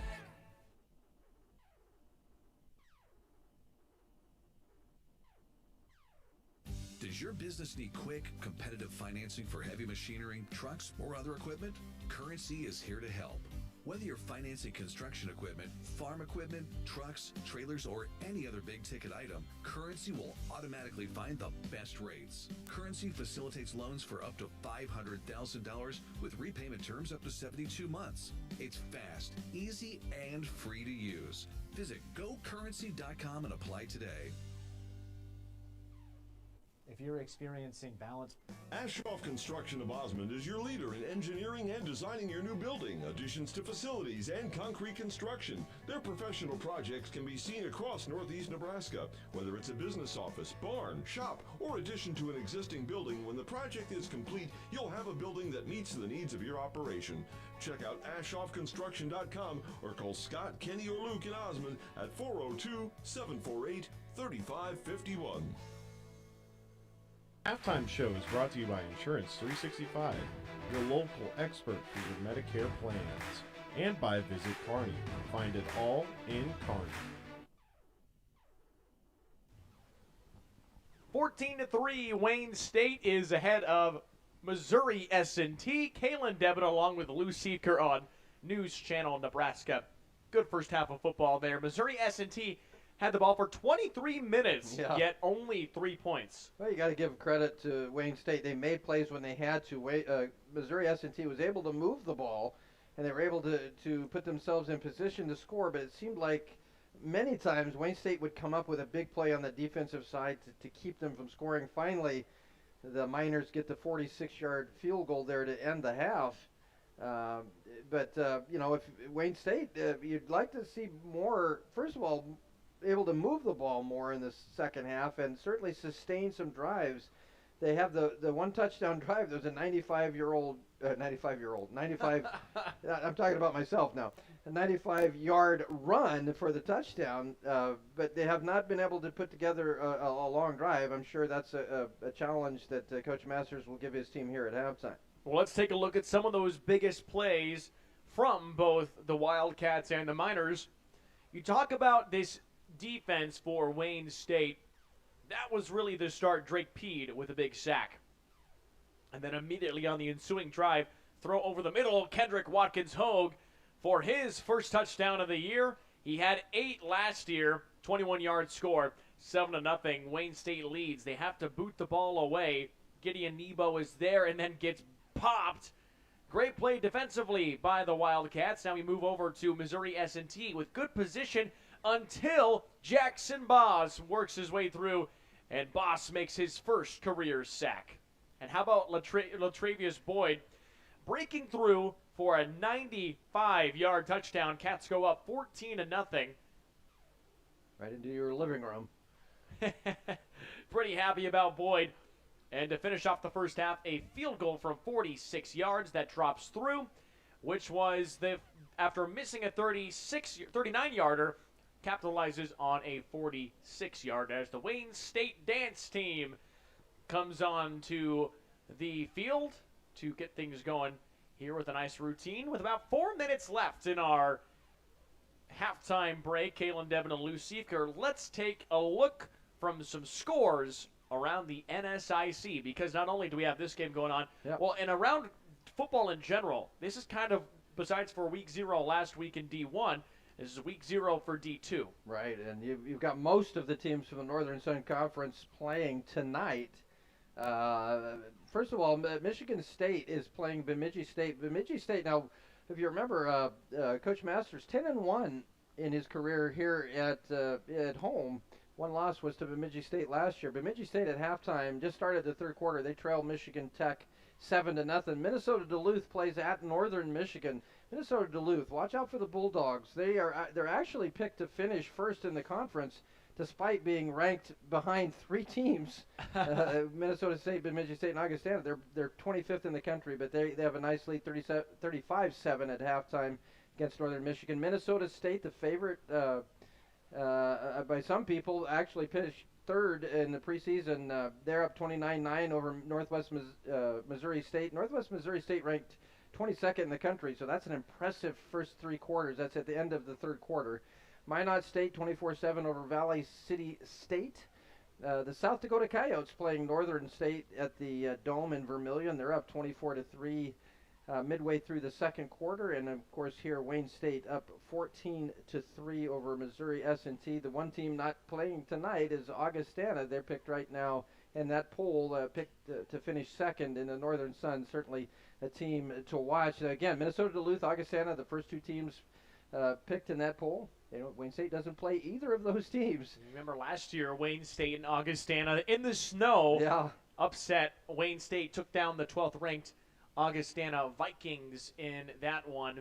And there's another game I want to ask about if you can find. UNK kicking off this season tonight against Shadron. It's an in-state rival.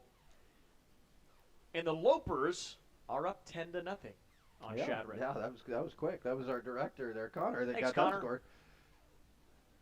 He said he's watching the game right now. Yeah. He's not watching us. He's watching the other one. I'm just kidding. It's all on News Channel Nebraska tonight. All love around Nebraska. And also in Division 1, North Dakota State, the FCS Bison ahead of the Colorado Buffaloes with 11:02 to play in the first half. 17-0, NDSU. Wow. Go Bison. Sorry, 17-14. 17-14, there you go. Bison, I mean, I don't care, Colorado, it doesn't matter. Nebraska, I would not play anybody with Dakota in their name. South Dakota State, North Dakota State, don't play those teams to start the year. They are so good. All right, 14-3, Wildcats ahead of the Miners. We are back in 60 seconds on NCN.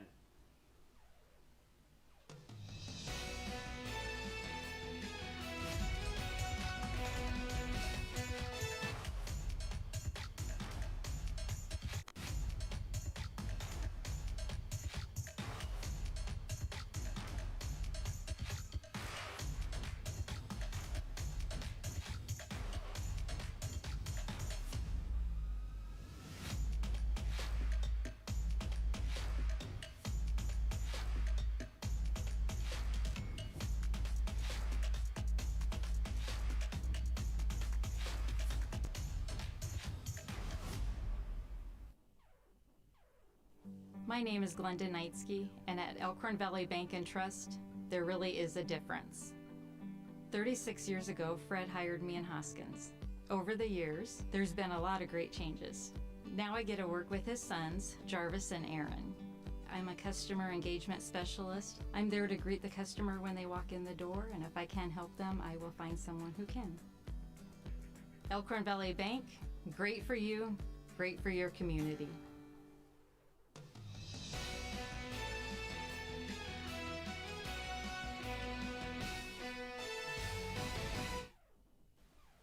Wildcats of Wayne State leading 14-3 over the Miners from Missouri S&T. Kalen Devin along with Lou Siefker tonight on News Channel Nebraska here in Wayne, America. It's a beautiful evening. Had some rain a little bit earlier in the night, but that is far gone now. The field is dry for the most part, and we are ready for the second half of action.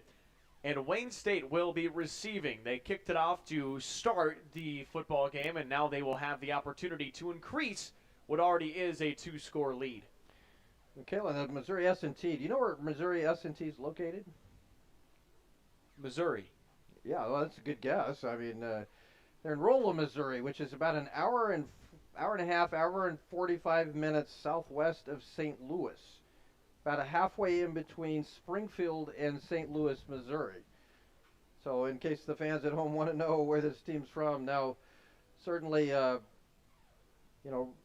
Rolla, Missouri, if you're like me, you're a St. Louis Cardinal fan, you can just drive to the Cardinal games and, unfortunately this year watch them lose a lot, but oh, well, that's the, Wayne State doesn't play, as you mentioned that in the top of the broadcast, that, first time since 2011 that they've opened the season against a non-conference opponent. There for several years, you just played Northern Sun teams. You didn't play teams outside of your conference, so not a lot of folks real familiar with Missouri S&T, but that's where they're from. Well, the Miners are a little late when it comes to getting out on the field. It looks like the Wildcats are ready to roll. They've got their sideline filled up. Missouri S&T now is officially trotting back out onto the field.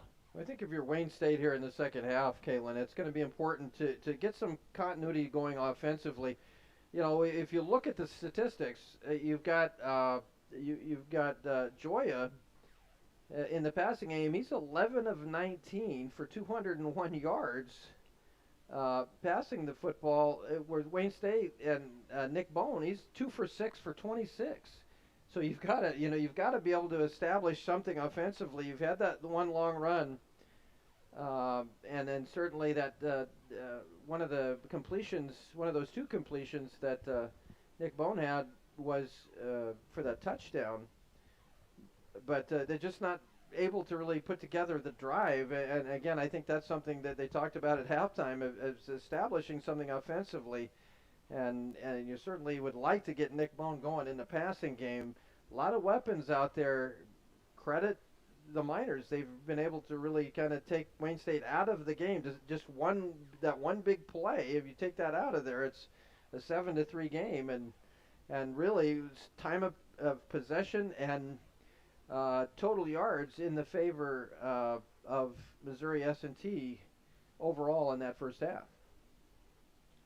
Well, the Miners are lining up on the goal line, getting ready to do some stretches here. Clock showed that the first half, the 20 minutes, were off about 3 minutes ago. So the Miners are just now kind of getting ready to hop back out there, and their defense will have a big task to kick off the second half. They've done a good job today stopping Wayne State for the most part, but it's been a few big plays here and there.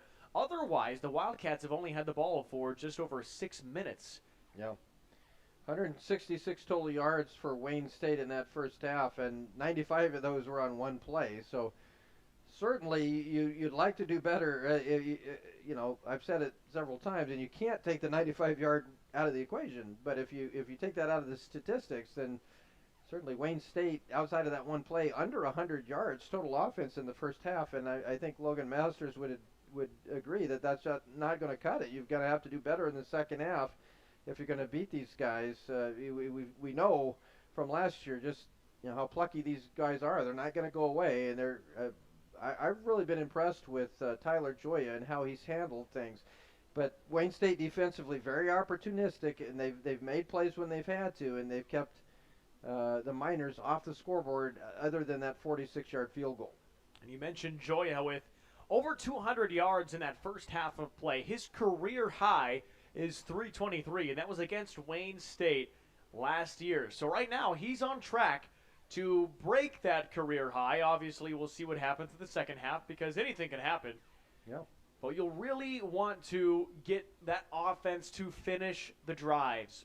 Missouri S&T has done a great job moving the football, but they haven't capitalized the drives that they've wanted to. And if you're the Miners, that's what you got to do. If you're head coach Andy Ball, you've got to figure out a way to find those plays that work for you almost every time. A.J. Harris has done a great job running the football today. But again, it's been just a few plays just shy of a first down, just shy of the end zone, really, for the Miners in that first half. Yeah, with Nick Bone right now, total offense is about 34 yards. That's Wayne State's got to have Nick Bone making plays to win the ball game, and I think you're going to see the offense kind of open up here a little bit in the second half. Latravius Boyd is the leading rusher. That again with that big run, 104 yards. But for Missouri S&T, Tyler Goya, the quarterback, is their leading rusher at 58 yards. His scrambles have been impressive, avoiding pressure. He's been pressured a lot. Wayne State's really come after him.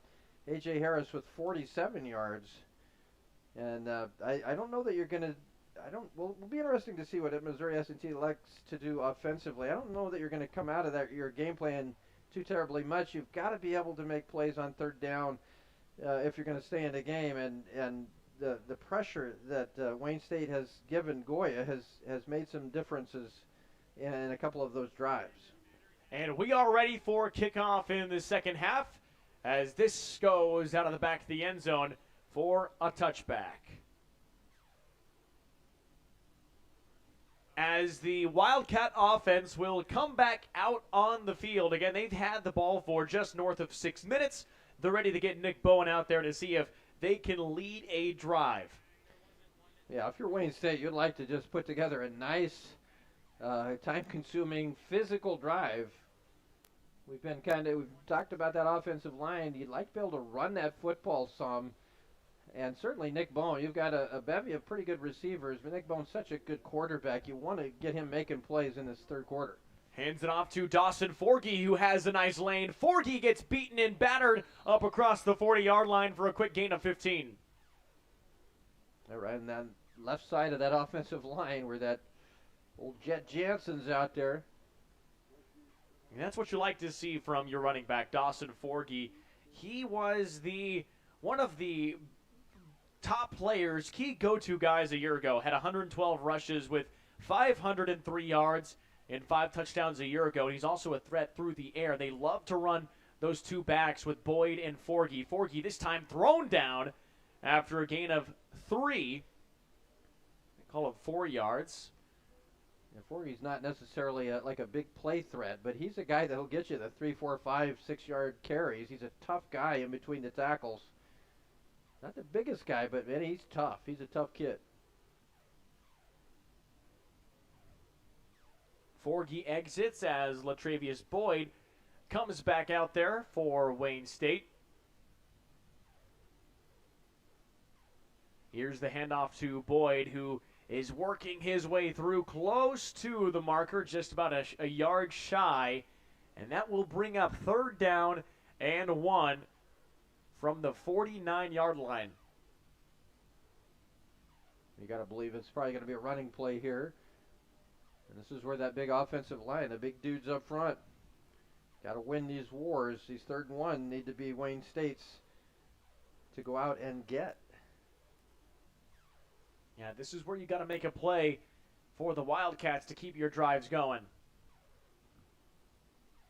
On the near sideline, it's Jaden Johnson at the wide receiver position.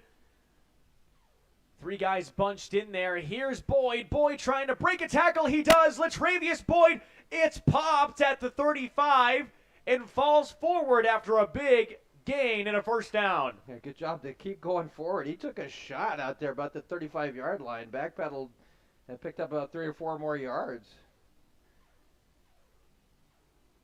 That left side was open pretty good there. And Boyd, there he takes that shot, falls backwards, picks up about 4 more yards after contact. Good hit by Paulvin Horton, but not enough to knock down Latravius Boyd. And Wayne State in business, the 32-yard line, already up 14-3.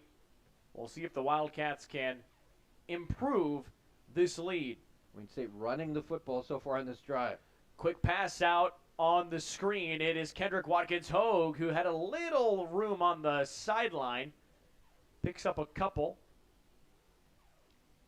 We'll see what they mark it. We'll call it about 3 yards on the quick reception for KWH. Yeah, Watkins Hogue needs to touch the football too, and that's like a long handoff. That sort of a pass. You get the ball to guys like Watkins Hogue in space, allow them to make plays. Well, this offense has so many weapons that it's hard to use just one guy. We're still looking for a reception from Schmaderer, who is one of the guys that Nick Bowen loves to go to. Throws this one deep, and it's hauled in for the touchdown. Dane Peterson. Excuse me. Check that number again off the reception. It is actually Curtis Witt, the freshman. Council Bluffs freshman. Another good pass by Mr. Bone, right on the money. Boy, you can't put it any better than that. That's a good route, too, by Witt to get in front of the defender. And, boy, that Bone just like he just put it right on his hands. I don't know that you could throw a ball better than you just saw. Beautifully done. Curtis Witt beat the press coverage. He got through the zone and then beat the safety over the top as the PAT is perfect. It almost hits the scoreboard. And Wayne State takes the lead 21-3 with 11:41 to play in the third quarter. Wildcats on top by 18. You're watching News Channel Nebraska. Kearney, Nebraska is the getaway you never knew you needed. With comfortable, premium lodging, eclectic shopping, and a variety of locally owned craft food and drink options, Kearney has something for everyone. By day, you'll find rich history, outdoor adventure, and some of America's most unique attractions. And by night, our many entertainment options, dazzling performances, and unique hangouts offer the perfect way to unwind. Visit Kearney. It's so much more than just in the middle. At Faith Regional Physician Services Family. Does your business need quick, competitive financing for heavy machinery, trucks, or other equipment? Currency is here to help. Whether you're financing construction equipment, farm equipment, trucks, trailers, or any other big-ticket item, Currency will automatically find the best rates. Currency facilitates loans for up to $500,000 with repayment terms up to 72 months. It's fast, easy, and free to use. Visit gocurrency.com and apply today.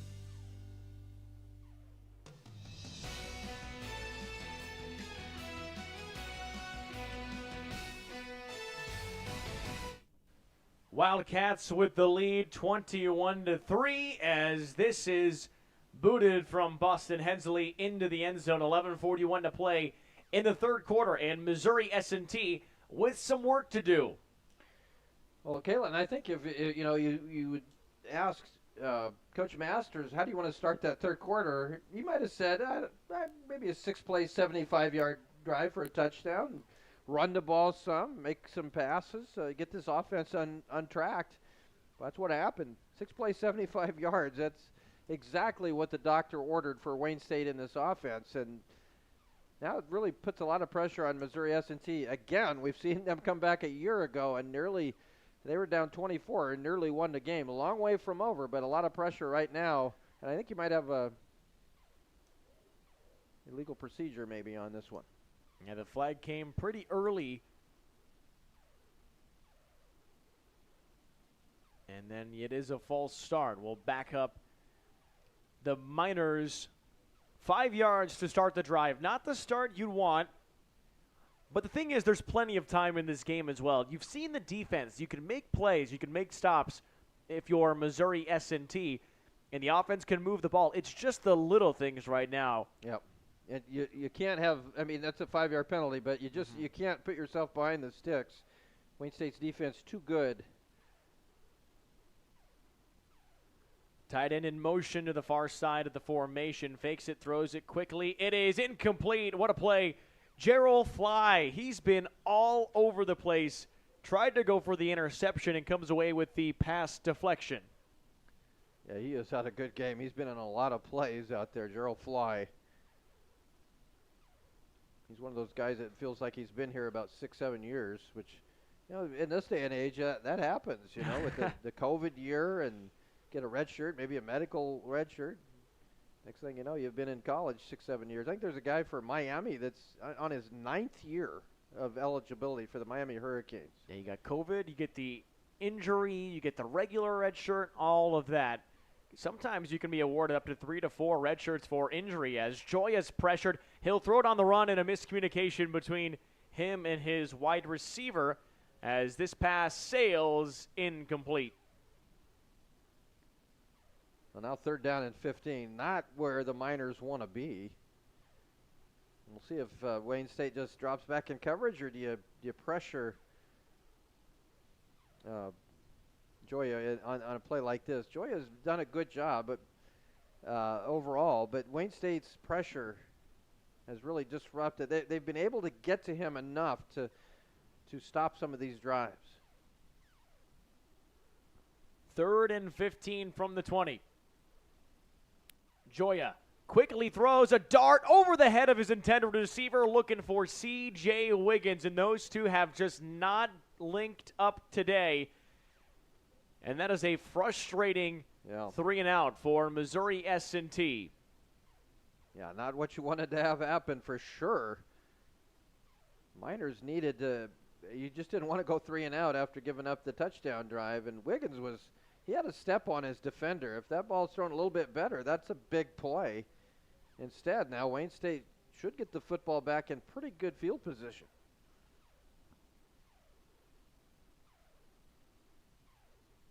Missouri S&T, they're coming after the punt. It is gotten away cleanly. If Forgy will make the fair catch at the 38-yard line off the foot of Logan Jacobson. 21-3, Wildcats ahead of the Miners on News Channel Nebraska. You know, everybody's got a mascot, right? You got Wayne State. You've got Willie the Wildcat. You know, up the road, you've got Herbie Husker, things like that. What do you think? What do you think the Miners' name is for Missouri S&T? Joe. Kalen. No, I'm just kidding. It's not Kalen. It's Joe Miner. You got it. Joe Miner. I actually looked at your phone. I figured you did. I figured you did. Cheater. 1st and 10 for the Wildcats. Here's Dawson Forgy gets hit hard. Almost looked like he lost the football. He held on to it, but nowhere to go for number 22. Yeah, Forgy just had nowhere to go there. What a play made defensively for the Miners. Tackled by Carson Pranger. Yeah, Pranger was waiting for Forgy, and he had nowhere to go. 2nd and 11 for the Joe Miners on defense. They bring pressure. Bowen looks to throw. Got a man. Marshall makes the catch. Trevor Marshall slips down inside the 20, down to the 15. Boy, just could not keep his feet. Man, that was a tough catch. That's the main thing, is to catch the football. Just couldn't keep his feet, but a great catch. Another really good pass by Bowen. Marshall just put a move, just an out and up move there on the sidelines. He keeps his feet. Obviously, that's a touchdown, but as it is, a big gain, and Wayne State knocking on the door again. Derek Thomas was in pursuit on the move from Trevor Marshall. 1st and 10 from the 15. Bowen hands it off. Forgy. Forgy cuts to the outside, slips an ankle tackle and falls forward for a few more. And this is what you want to see from the Wildcat offense if you're Logan Masters. Yeah, making big plays, moving the football, and I think it's important for Wayne State to have that running game, and that certainly that first drive in this half, able to run the ball. It really sets up, if you have to really kind of load the box a little bit against the running game, it makes that passing game that much more dangerous. Boyd is back in, and he gets the ball. Latravius Boyd cuts inside. Boyd hit into the end zone. Touchdown, Wayne State. Boyd's 2nd TD of the night. Yeah, Boyd gets in there again. And now that offensive line is starting to really dominate up front. Watch Boyd here. Just slides to his right. Picks that hole. Look at that hole there. Boyd's a good back. I'm pretty sure I might have got a few yards with that hole. And Boyd, he's having a nice ball game here tonight. That big long run earlier, and now his second touchdown of the night. Hensley's PAT is through, and Wayne State takes that 4 score lead, 28-3. Wildcats ahead of the Miners, leading by 25 points. We'll see what Missouri S&T can do. In trouble. 9:08 to play in the third quarter. You're watching News Channel Nebraska. At Faith Regional Physician Services Family Medicine, our definition of care is showing devotion to and concern towards the health of you and your family. We believe each person that walks through our doors deserves to have a primary care provider they're comfortable with, to be treated like family, and to have their health needs exceeded. Our 20 family medicine providers, located in 10 communities throughout northeast Nebraska, offer comprehensive health care for all ages. Whether you need a yearly checkup, chronic care management, or you're under the weather, count on us for primary health care you can trust. And if you or your family require a higher level of care, our primary care providers connect you to the area's largest multi-specialty physician group, ensuring a seamless healthcare experience. Choose Faith Regional Physician Services Family Medicine, where we don't just care for you, we care about you.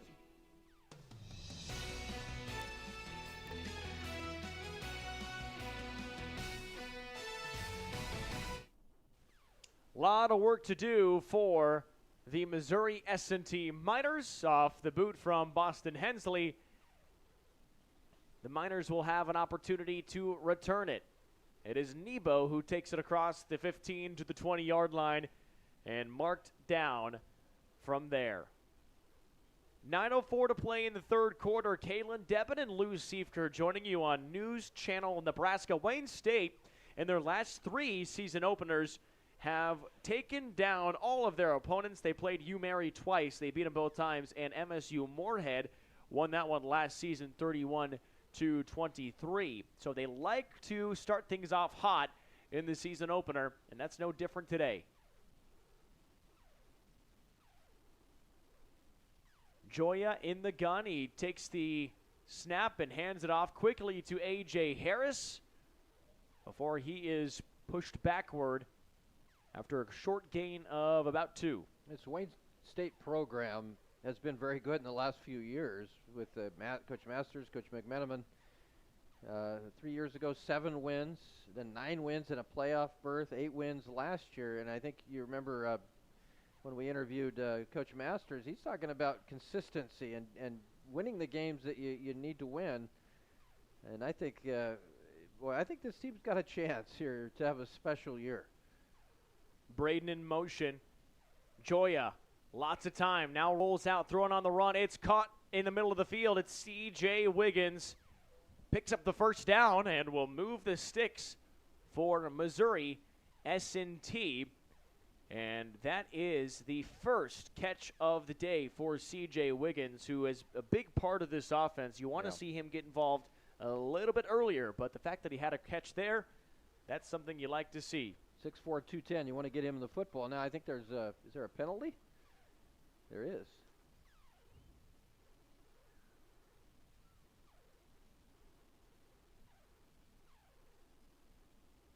Personal foul on the defense. Wayne State. Certainly, that's not what you want if you're Wayne State.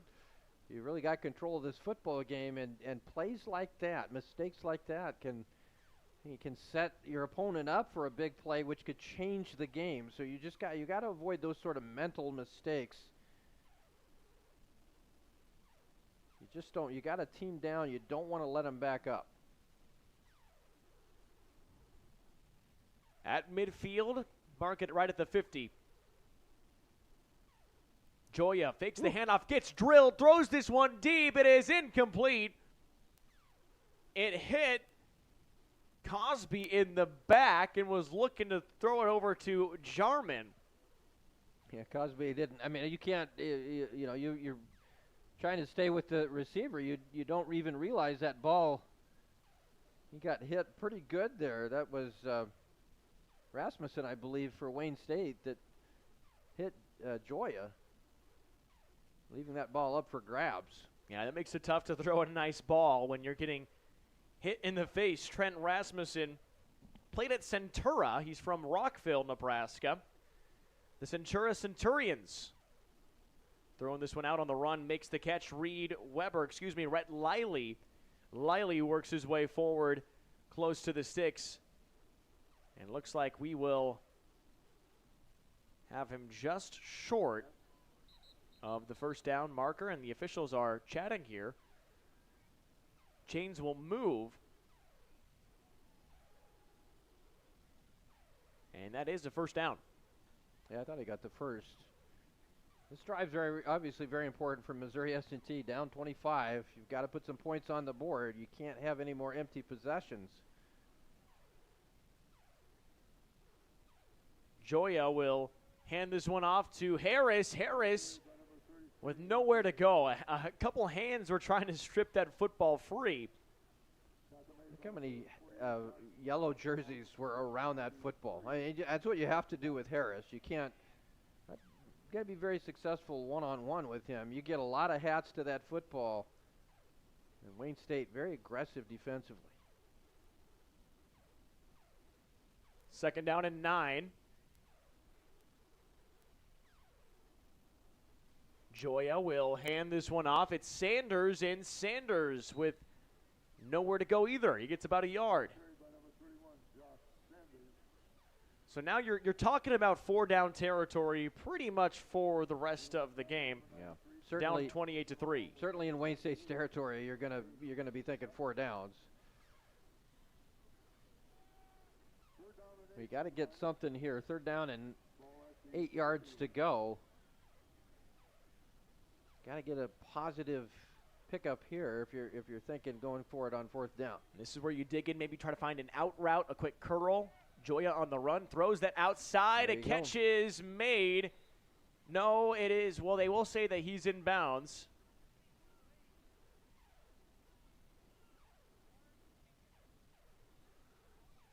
They will call it incomplete. The official, first of all, said that he had it. Yeah, that ball dropped out. There, yep. You have to complete the process there, and when he hit the ground, it came out. Official came running out, waving his arms, but after a quick conversation, reversed the call and incomplete. Makes it 4th down with 6:08 to play in the 3rd quarter. It's a big play. 4th and 8. I see if Wayne State dials up that pressure. They've been able to pressure Joya on these type of downs, on these 3rd and 4th down situations. And we'll have a timeout.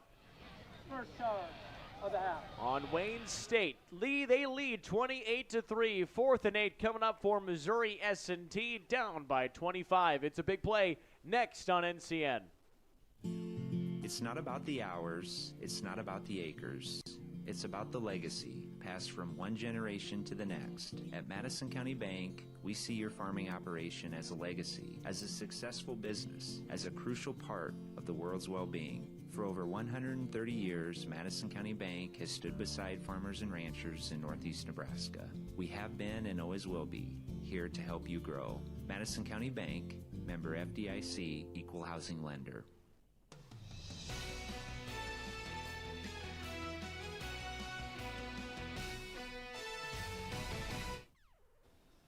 Fourth down and 8, 6:05 to play in the 3rd quarter, and a big opportunity for Missouri S&T if they can convert. If not, the Wildcat defense will force the conversion or the turnover on downs. We'll see what happens. Another pooch punt. Joya will just put this thing down, and this will go into the end zone.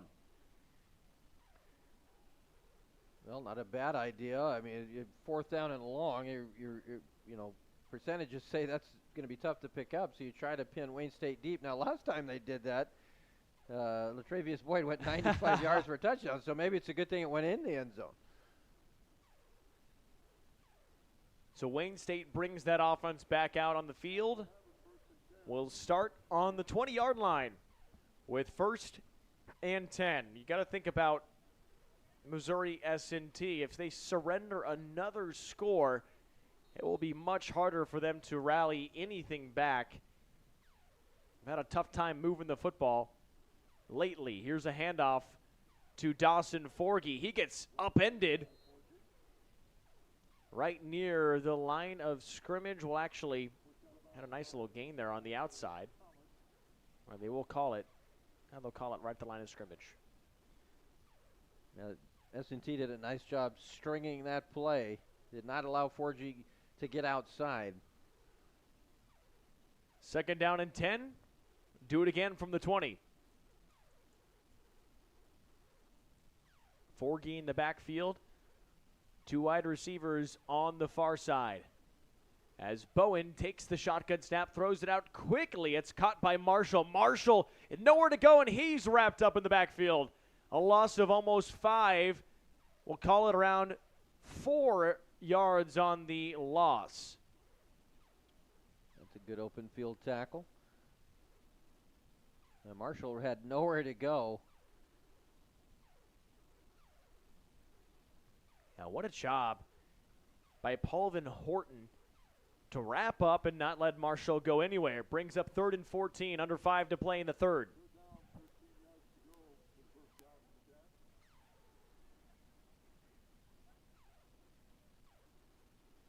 Two wide receivers on the near side for Bowen. He takes the snap, looks to throw, feels pressure, decides to run. Bowen with a lot of space. He trips and falls down, but he might have gotten there. He's right at the sticks. I think they're going to spot him maybe a shade short here. What an effort for Nick Bowen. If he had stayed up. Yeah. Well, they called it a first down anyway. Oh, they're going to give it to him. Boy, the linesman here on this side it looked like he was spotting him maybe a half yard short, but they mark it at the 30, so that is right at the first down marker. Good job by Bone. That's what Bone does. I mean, he's such a complete player. But a lot of mobile quarterbacks, first of all, can't throw like Nick Bone, but mobile quarterbacks just kill you on plays like that. Here's Boyd to the outside. Boyd hurdles it out of bounds. Gotta love the effort there. Jumped over Rusty Fanona. Didn't get much more after it, though.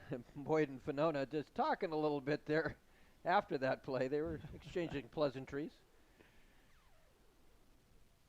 Gotta love the excitement. Hurdles are one of the most difficult plays to make, because if you make it, it looks really cool and you can break it for a big gain. But if not, I mean, you'll hear from a lot of coaches, never leave your feet. It just depends on the circumstance. Bowen, lots of time, taking a shot on the out route. It is intercepted. It's picked off and out of bounds around the 50-yard line. The ball hawking play from this defense, David Harris the second. Not real sure where Bone was going with that one.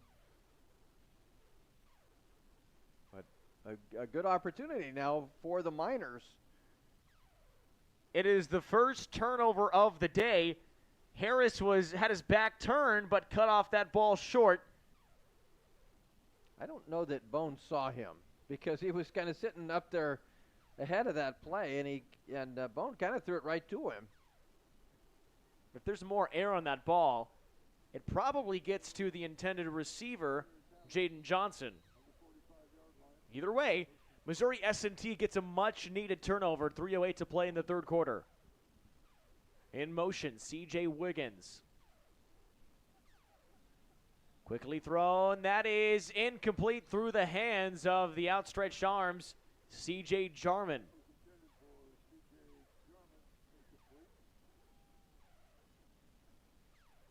Ball was a little high, but still, that's a catchable pass for Jarman. Braden Cheney, the cornerback for Wayne State, on the play there on the sideline. Young man from Omaha. I was in Omaha a couple of times. A couple hundred times, probably. You've been there before? I've been there a couple times, yeah. 2nd and 10. Joya steps up, throws. It is incomplete. Again, looking for Jarman. There's Cheney. Cheney again. Locking it down. That's back-to-back plays. If you're C.J. Jarman, you want to have those catches made.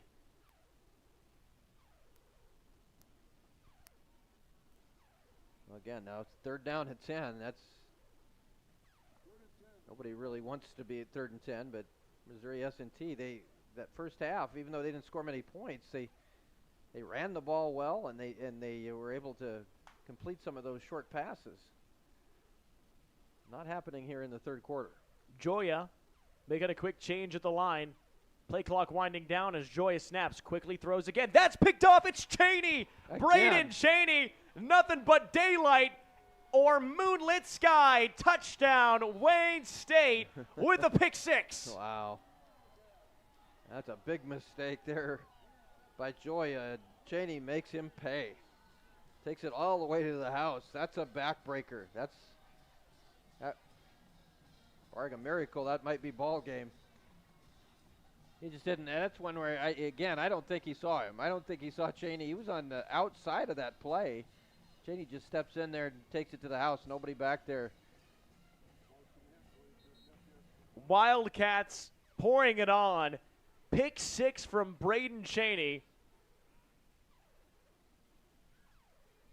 That snap is down, and Hensley boots through the PAT. It's all Wildcats. 2:49 to play in the 3rd quarter. Wayne State starting off strong in 2024. You're watching NCN. Elevate your drive with Woodhouse Ford. From driving the city streets to cruising the back roads, Woodhouse Ford has something for every lifestyle. Discover the joy of performance and reliability with Woodhouse Ford, where every mile is a testament to quality craftsmanship. With 3 locations in Omaha, Blair, and Plattsmouth, Woodhouse Ford is ready to help you. Shop our inventory and offers going on now and experience the difference of buying with Woodhouse Ford. At Wayne State, unlimited opportunities start with you, plus the power of us. It's the power of the classroom teacher, inspiring the next generation. Business entrepreneurs, soaring with success. Healthcare professionals, caring for their communities. Leaders in arts and sciences, making their mark on the world. With the power of Wayne State behind you, there's nothing you can't do. Learn more at ExploreWayneStateCollege.com.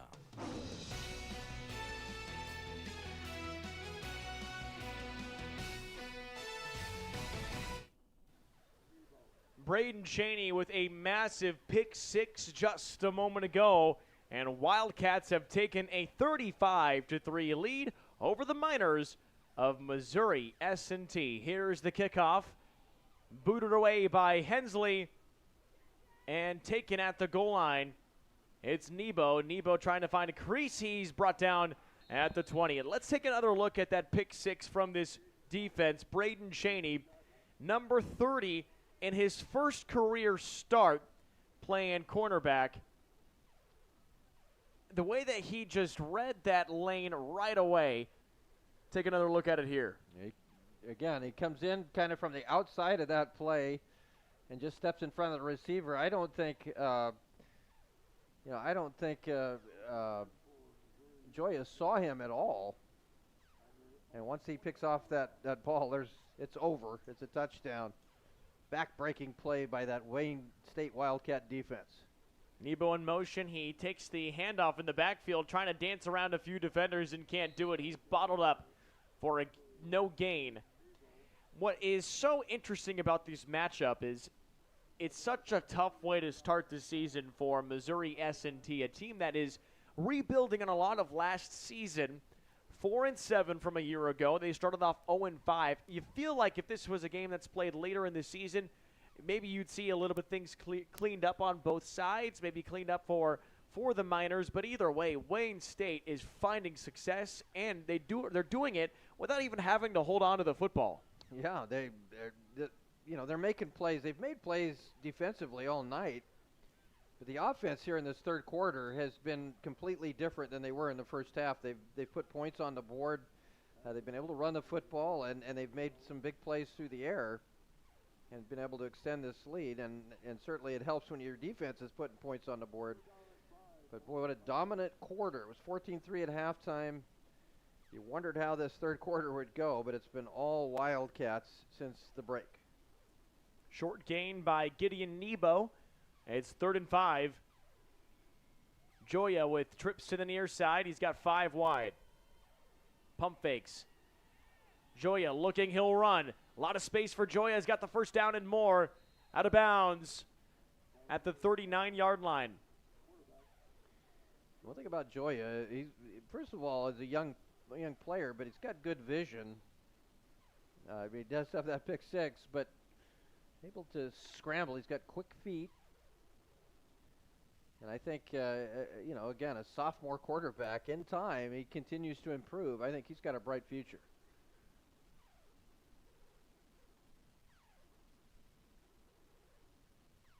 .55 seconds to play in the third quarter. And a 32-point Wildcat lead. Joya hands it off. A.J. Harris. Harris has a little bit of a crease. Cuts it upfield for a gain of 7. Brings up 2nd down and 3 from the 47-yard line. The crazy thing is the Miners have like twice as many plays in this ball game than Wayne State. But Wayne State has obviously the 32-point lead, which is what matters. Across the formation, C.J. Wiggins. It's the handoff to Harris. Harris busts through the blockers for another first down. We talk about Missouri S&T. They can move the ball. It's just been the small things that the Miners have not been able to capitalize on as we come to the end of the third quarter. Wayne State 35, Missouri S&T 3. The Miners will need a big fourth to make this a game. Find out what happens in our season opener next on News Channel Nebraska. NCN Sports is brought to you by Currency. Visit GoCurrency.com for details. Region 4 Behavioral Health, affordable, accessible, quality mental health and substance abuse services. And The Carpet Shop, providing quality residential and commercial flooring coverage and installation for almost 50 years. Does your business need quick, competitive financing for heavy machinery, trucks, or other equipment? Currency is here to help.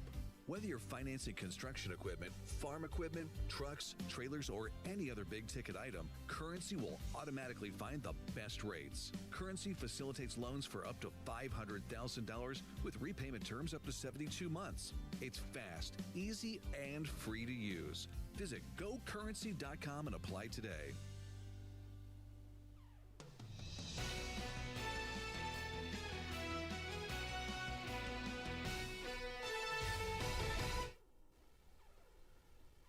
Wildcats leading 35-3 over the Miners from Missouri S&T. A lot of work to be done for Missouri S&T if they want to try to rally and make this a game.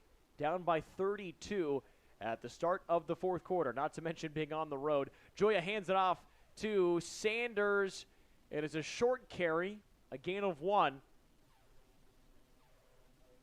Check that A.J. Harris on the handoff. He's been the workhorse today. He's hasn't really had any big runs, but he's just chipped away at this defensive front four. Yeah, tough running back. Crazy stats. Time of possession sometimes matters a lot. Sometimes it doesn't. First 3 quarters, 29-48 of time of possession for Missouri S&T to 15-12 for Wayne State. 65 plays for the Miners compared to 31 for Wayne State, yet Wayne State is up 32 points. Here's Harris, nowhere to go. Brought down right at the line of scrimmage, and that's exactly what you see from this Missouri S&T squad that can move the ball at times, but other times they just find themselves not able to get any yardage. And they've had the ball for 2 quarters compared to Wayne State's 1. Yeah, it's 67-31 now in plays. But Wayne State's had the big plays, the pick 6, the 95-yard touchdown run. They've been able to get the big plays. And again, like you mentioned, Kaylin, that's just the Miners keep finding themselves in these 3rd and 10s. 5 wide, no encroachment call on the far side. Defense gets through. Joya slips away, throws it on the run, broken coverage, incomplete, and a flag is thrown. And there's a flag down in the backfield, too. I think you're going to have a hold. Cosby couldn't believe it. We got 2 flags, one right on the paw at midfield and one at the 22-yard line. I think you're going to have offsetting penalties. Coach Masters did not agree with that pass interference. It looked like it was pretty good coverage from Cosby. And there is, I think that is absolutely a hold. Yeah. Yeah, Masters is so livid on the sideline.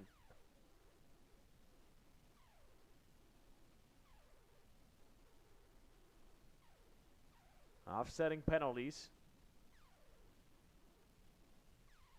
And they will redo this 3rd down and 10. Gotta love the ability by Joya to make something happen and to escape the play, escape the big sack for a loss. And now they add a running back there maybe to help block. 3rd and 10.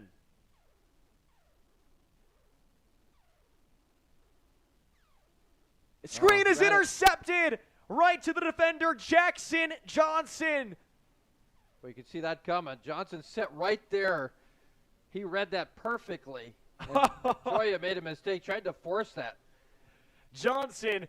Watch him sit back on this. He saw that coming. He sits back on it, and Joya tried to throw it over the top of him. Goodness, for a defensive end to make that play from Bancroft, Nebraska, Jackson Johnson with the interception to flip the field and give it right back to the Cats with 13:23 to play. Jackson Johnson, another guy that's been around a little bit. And, you know, you've been there, done that. You see that. He read it perfectly and made the play.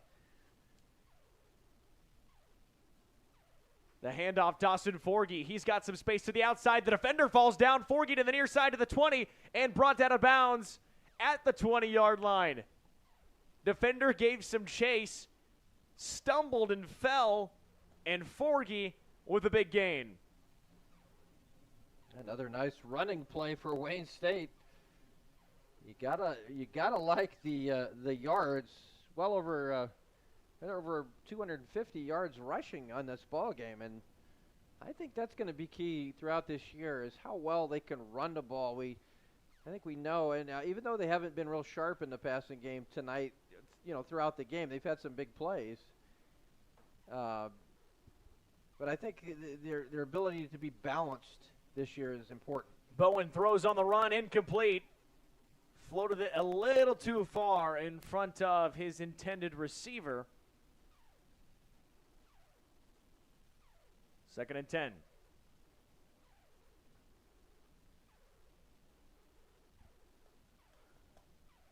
UNK in the Battle of Nebraska rivals. UNK leads Shadron 18-6. That game is also on News Channel Nebraska. It's the Good Life Cup. Nebraska, it's the good life. Yeah, there you go. That's what they say. It's the state motto. Was the state motto at some point. Good life. This might still be. Is it Nebraska? It's not for everybody. I know it was for a while. I don't think it's still that. I hope not. 12:37 to play in the 4th quarter. Wildcats up big, 35-3. NCN Sports is brought to you by USAFE Pharmacy, dedicated to the well-being of you and your family. And want to see what games we're covering? Follow on X at NCN Sports. Darling, I believe everything's gonna be alright. No need to worry, cause you got somebody on your side. We all need a fam, we all need a crew. When you're in a jam, don't know what to do. Just reach out your hand and we'll see you through. Doesn't matter where you're at, we got your back. We got your back. With a Medica health plan, you're not just covered, you're cared for. We got your back. 2nd and 10 after the incompletion. Bowen pressured immediately, throws this one, and it's incomplete. Bounced on the turf. Was trying to find his man over the middle.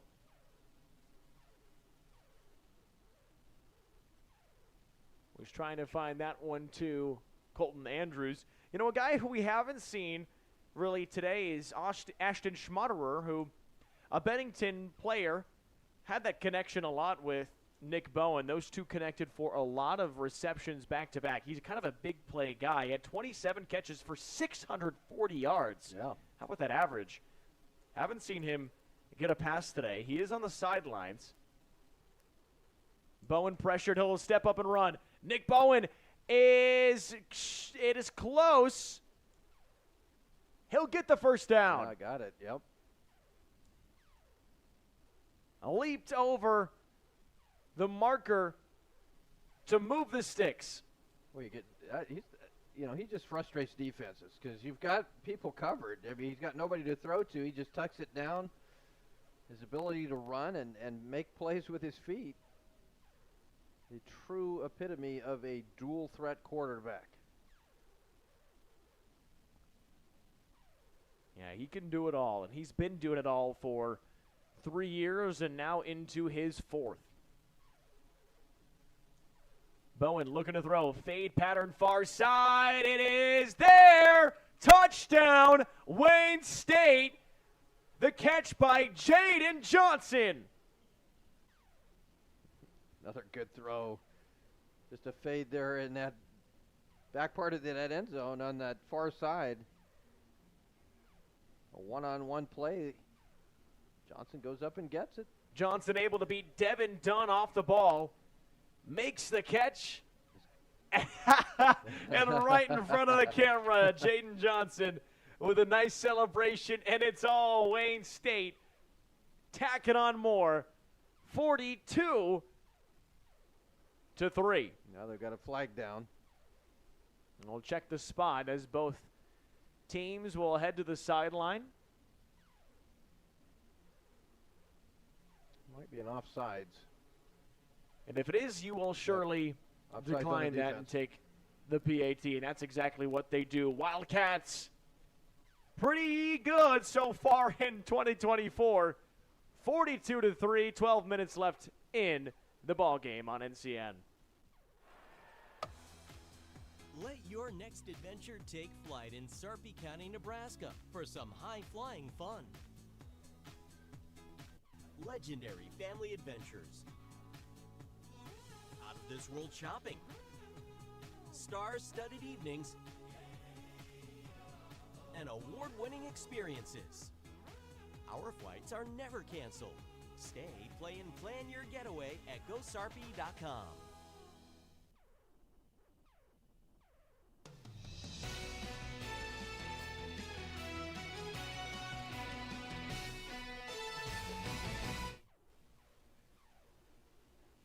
Wayne State ahead, 42-3 after the touchdown pass to Jaden Johnson.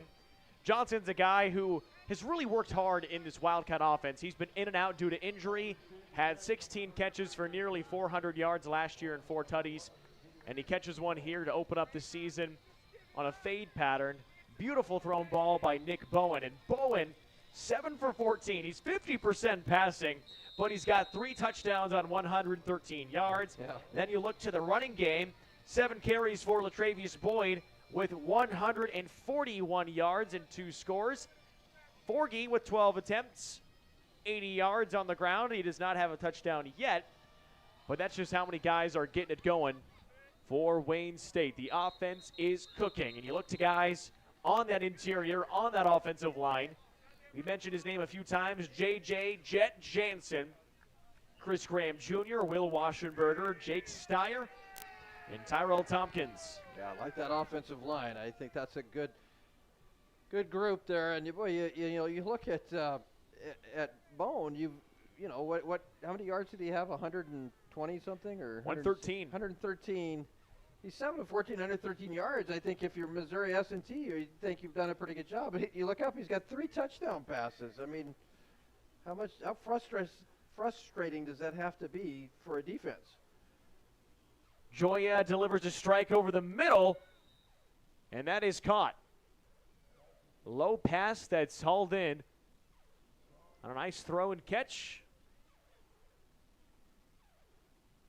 That one is reeled in by Krishan Crenshaw.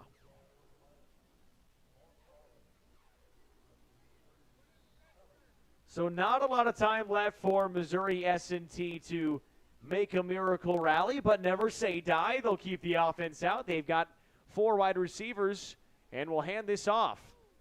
Short game. That running game is really stopped. You got to give a lot of credit to this defense for Wayne State on making plays right at the center of the line of scrimmage.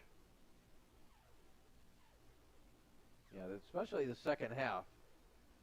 Joya quickly thrown. Broken tackle on the sideline. It's C.J. Wiggins and works up to the 45-yard line. Mark him down right at the 46. Yeah, it was Cheney. That time, he's made a lot of plays, including a pick 6. That time he missed the tackle, which allowed a much better gain there for the Miners. Sam Rollis picks up the tackle defensively. Outside, nice play, another missed tackle, and pushing upfield, tight end Justin Braden. So here you go, Missouri S&T working quickly. It makes you think that maybe they tried to abandon the running game a little bit earlier, but you want to stick with the ground game if you can. And most coaches like Andy Ball knows that you keep the ball on the ground, you can do other things in the air, you can create play action passing opportunities and so on. Yeah. And last time out for Wayne State. 42-3, 10-20 to play in the ball game. We'll take a quick break on the 39-point Wildcat lead.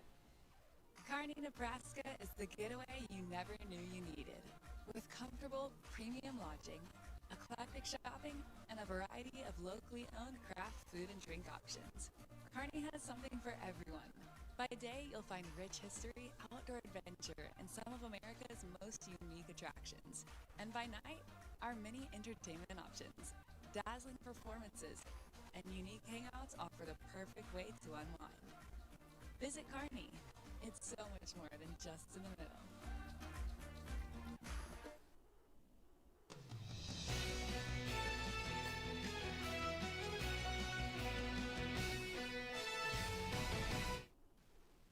First and 10 for Missouri S&T from the 37. It is a reverse, and this is a solid run by Nebo, but he's brought down on a good tackle. Braden Cheney makes the play, just stares down Gideon Nebo. Yeah, Cheney's been on a lot of plays here in the second half. Missed a tackle earlier, but makes that one. That play looked like that might go maybe for a touchdown. Cheney's able to make the tackle, and ends up being a fairly short gain. Little misdirection. Could have been a big play, but because of that Cheney tackle, we'll keep it on a first down. Here comes pressure. Throwing. It is incomplete. Too far in front of C.J. Jarman. Tyler Joya pressured again. Defense is getting in there. Looks like they're starting to frustrate Joya, making him make some early throws.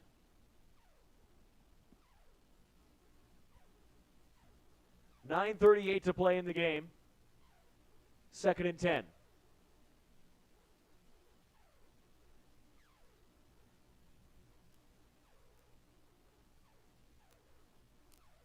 Here comes a blitz. Quick throw again, caught by the tight end, Justice Braden, and he bullies his way up across the 25 down to the 24. The Miners now just kind of playing for pride, trying to get some positive momentum. Yeah, it was 14-3 at halftime, but statistically, it was very close, and if anything, Miners kind of were ahead in that as far as the statistics go. But boy, the second half has been all Wayne State. And a lot of subs in there. Second team in there for Wayne State. Here's a toss that becomes a first down for the Miners. So Logan Masters getting in some second team players, getting them some experience here early in the season. That's the nice thing when you get the lead. A big lead like this, you want to get a lot of guys some playing time. That just helps you out in the long run. Miners still looking for their first touchdown of the new campaign.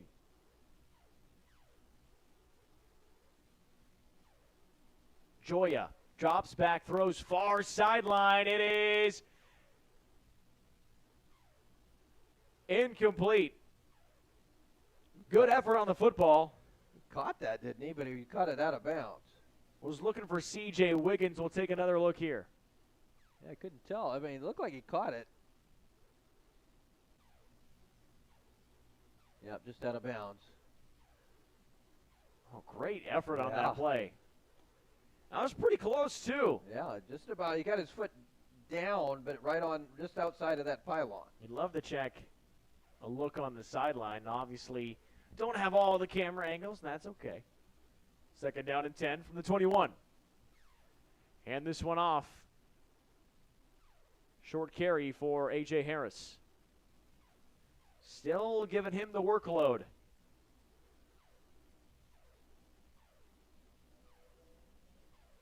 That's a guy, I think, if you're the Miners going forward, you got to think about utilizing him as much as you can, and you've got some weapons. You just kind of, it's a tough assignment to come on the road. I think this Wayne State team, this Northern Sun Conference is full of good teams. And I think you've got 2 or 3 teams that not only could get into the playoffs, but could probably win, advance a few rounds coming out of this Northern Sun Conference. Looking to throw, steps up in the pocket, a lot of space here for Joya. Tyler Joya is into the end zone. Touchdown, Missouri S&T. The Miners finally get a score. That's a real positive, obviously, for the Miners. And Joya, boy, he's a tough kid, man. Watch the, again, the vision here, just to see that the pressure coming and to step up there. And he's quick enough to take that all the way into the end zone. A 19-yard touchdown.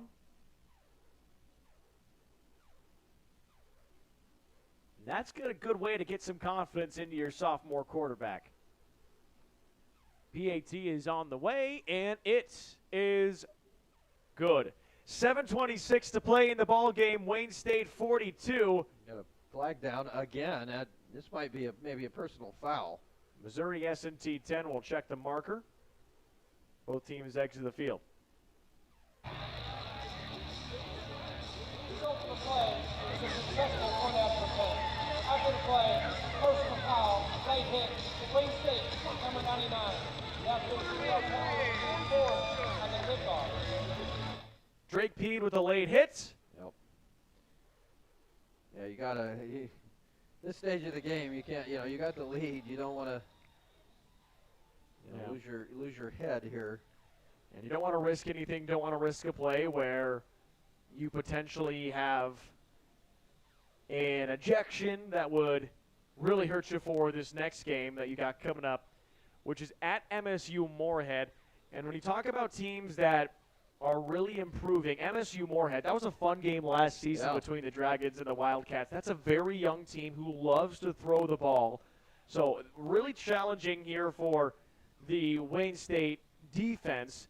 Done a pretty good job against the pass today, but there's still been some holes, and so that's what you want to lock down against MSU Moorhead. They love to throw the ball. The next 3 games on this schedule for Wayne State will define this season. You've got 2 very difficult road games. Minnesota State Moorhead, as you mentioned, a good young football team, and that's not going to be an easy game. Then you've got Minnesota State at home, which is the highest ranked team in the Northern Sun, picked like 3rd, but we saw them last year, and they handled Wayne State 31-14. And then you go to Winona State, another team that's pretty tough to beat. If you could go 2-1 or 3-0 in those games, then you've got a special season ahead of you. You go 1-2 or 0-3. That obviously changes the season. So those 3 games, I think, will be very, very important to how well the season goes. Not to mention the next 2 games are also night games. So 3 nightcaps to kick off the year for Wayne State. You like playing under the lights. It's a fun start to the season for the Wayne State Wildcats. Not to mention Minot State homecoming on October 5th.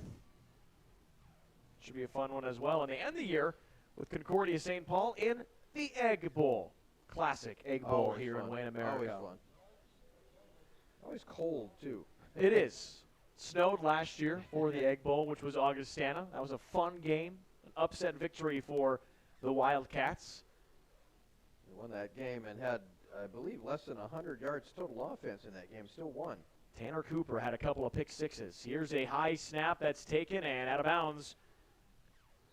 Not a lot of room to go off of the bobbled snap for Bennett Dannenbring.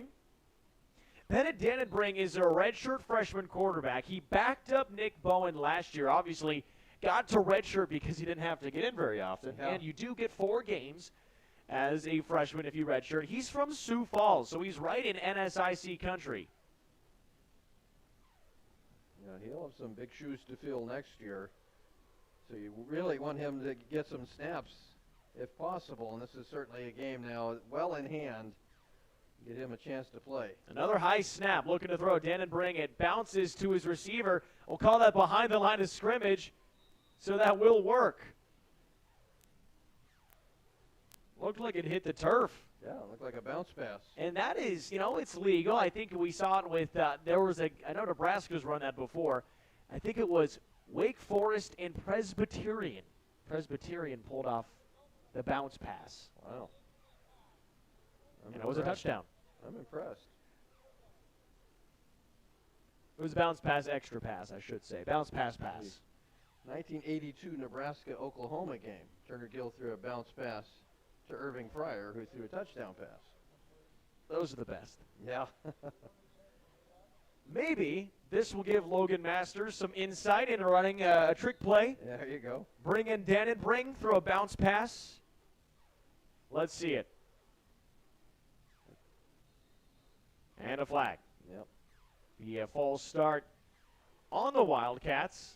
The youngins in there, so got to iron some things out.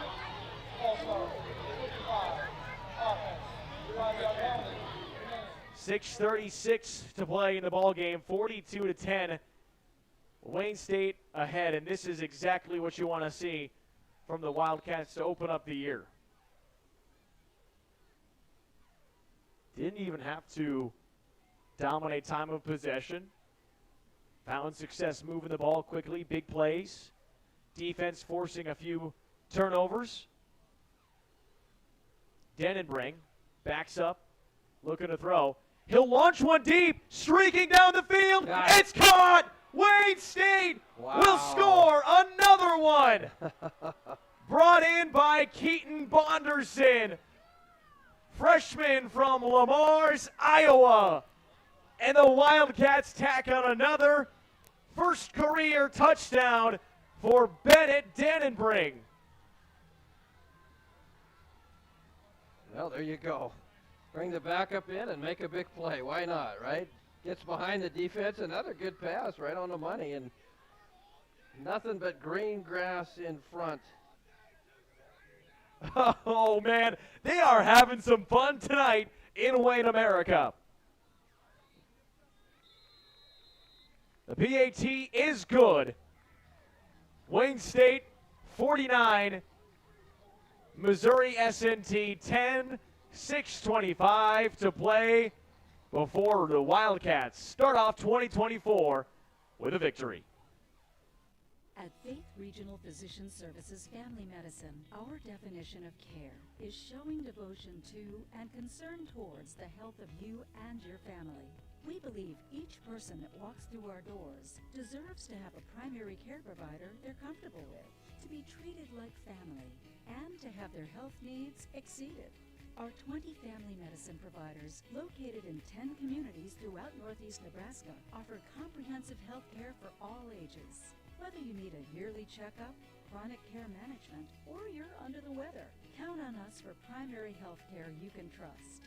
And if you or your family require a higher level of care, our primary care providers connect you to the area's largest multi-specialty physician group, ensuring a seamless healthcare experience. Choose Faith Regional Physician Services Family Medicine, where we don't just care for you, we care about you.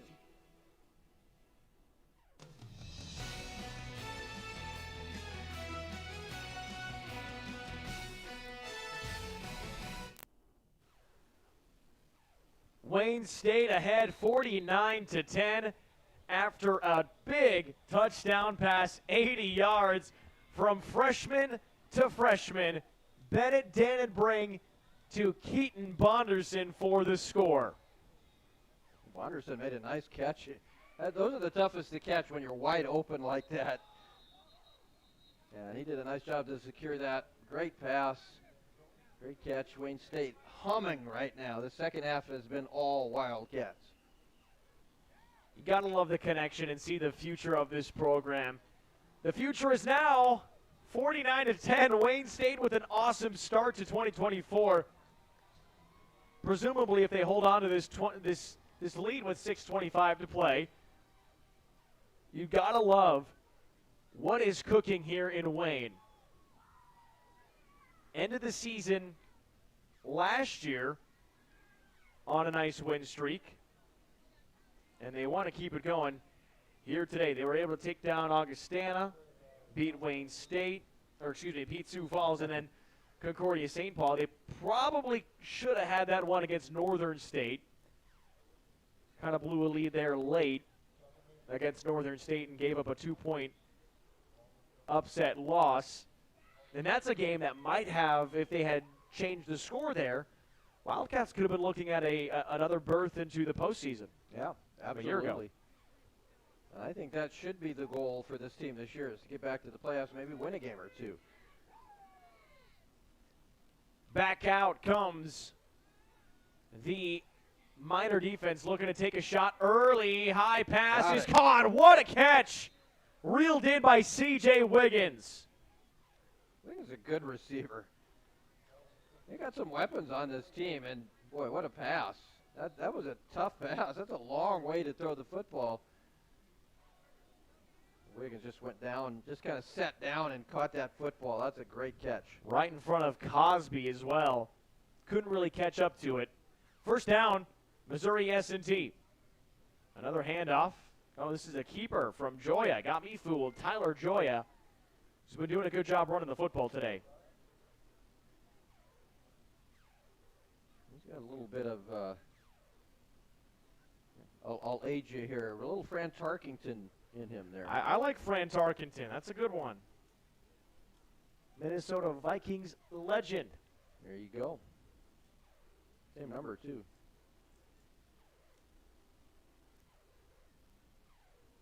Second and 5 from the 26. Will fire to Wiggins. Wiggins! Oh, incomplete. Made a great play on the football. But Cosby, Marzion Cosby with another incompletion. Cosby stayed with that play. That pass is a little bit farther out. Wiggins went up and nearly caught that football. He put that ball farther out toward the back of that end zone. Wiggins might catch that for the touchdown. That ball was thrown a little bit short. Cosby in pretty good position to make that play defensively. Got to give a lot of credit to Missouri S&T. They're still fighting. They've still got their ones out there. Trying to get them some more experience. And down goes Joya. Tripped over his feet and sacked by the Wildcats. I think in that scenario, do you give it to whoever touched you last? Kind of tripped over his feet. It might just be a, I don't know how that works. Yeah, probably. Or the closest person to you. Might be that. He tripped over Cole Luttrell, the left guard. Kind of ran into him and fell down. Give Luttrell the sack, I suppose, if you wanted to. Fourth down and 11. They gave it to Trent Rasmussen. Joya will take off. Here's Joya again with the first down. and out of bounds across the 20 down to the 16. Call it the 17-yard line.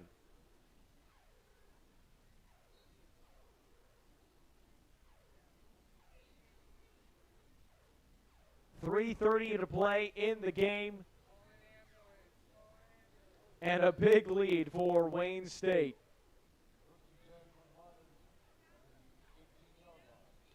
So this would be the 4th straight win for the Wildcats, also the 4th straight home opener win. The last time that Wayne State's lost a season opener was in 2019, 37-20 at Winona State. So you like the way that they've been doing it lately. Here's a pass. It is caught. Touchdown. Got it to the big tight end. And finally another one. Justice Braden off the throw from Tyler Joya. Again, Joya, he throws a good football. Give him a chance to throw. Wayne State pressured him good most of this game. You got some subs in there, and they're not getting the pressure, and you see what Joya can do when he's given time.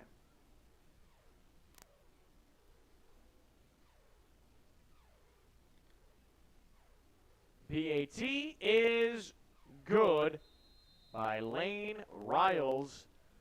Tack on a score for the Miners, but it's still all Wildcats. 49-17, 3:01 to play on NCN. Does your business need quick, competitive financing for heavy machinery, trucks, or other equipment? Currency is here to help. Whether you're financing construction equipment, farm equipment, trucks, trailers, or any other big-ticket item, Currency will automatically find the best rates. Currency facilitates loans for up to $500,000 with repayment terms up to 72 months. It's fast, easy, and free to use. Visit gocurrency.com and apply today.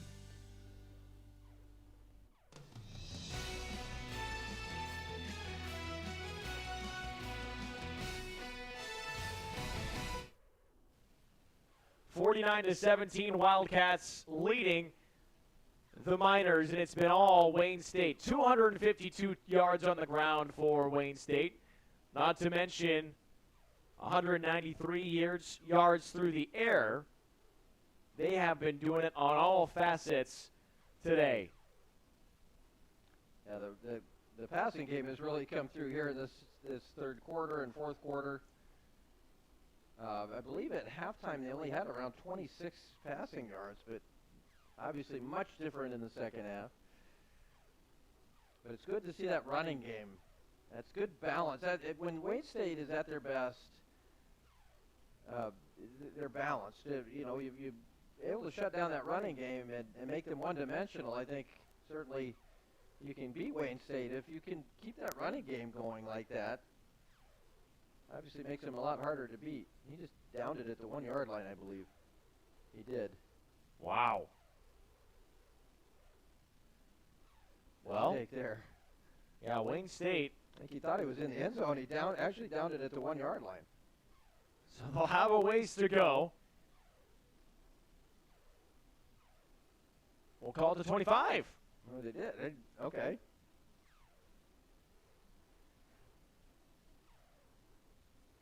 Okay. I was wondering if he possibly called a fair catch at all. No, yeah, that is part of it. Okay. But I wasn't sure if you had to call the fair catch or not. Either way, mark the ball at the 25 as Dannon Bring returns for Wayne State. Hands this one off. Nowhere to go for Jason Jones, freshman running back from Crestview, Florida.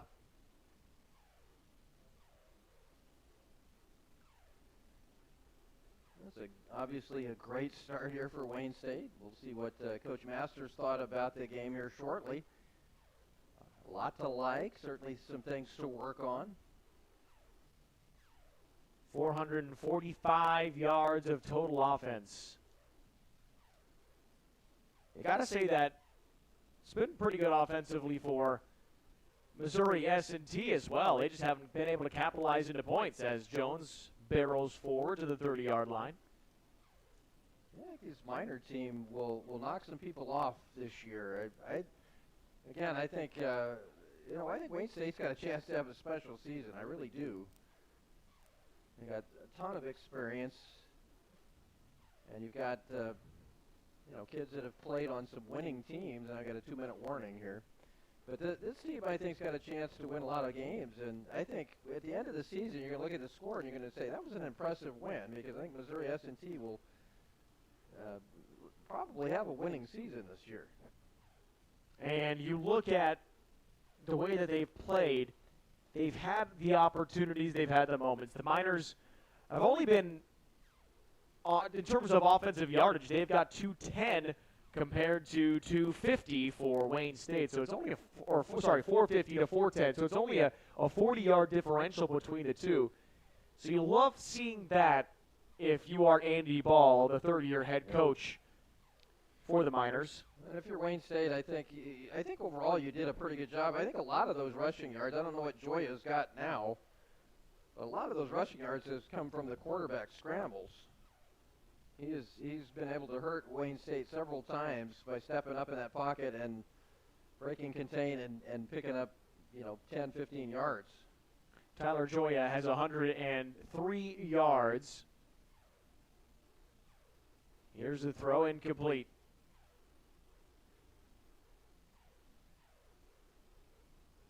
So 103 yards on the ground for Joya, 70 for Harris, and meanwhile for Wayne State, led on the ground by Boyd with 141 and Forgy with 80. Well, we've got 1:56 to play in the ball game as Wayne State brings out the punt team. And make sure you stick around for our post-game coaches interview as well as our post-game show. It's all brought to you by Wayne State College, devoted to student success for more than 100 years here at Wayne State.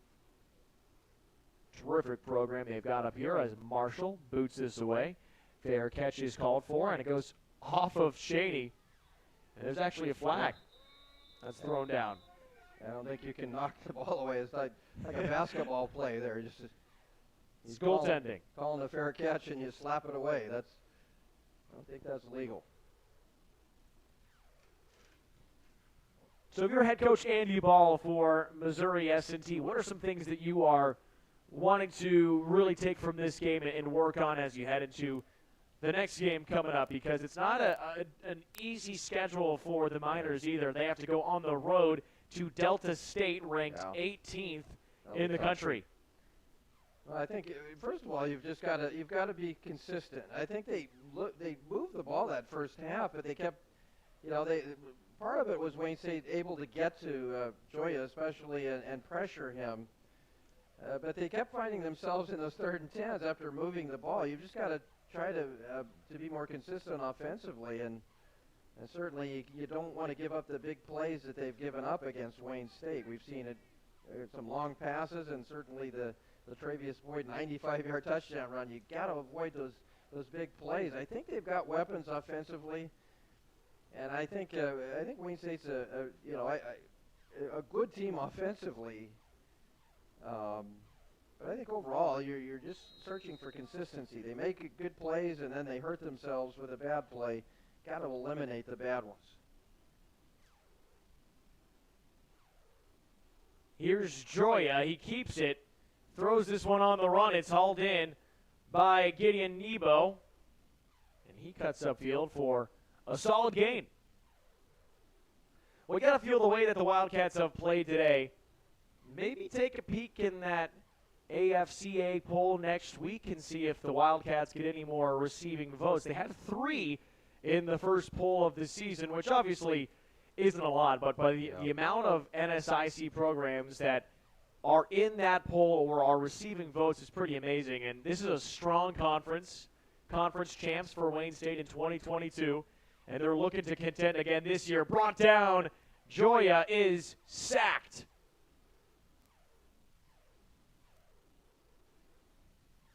Loving the effort on the spin move.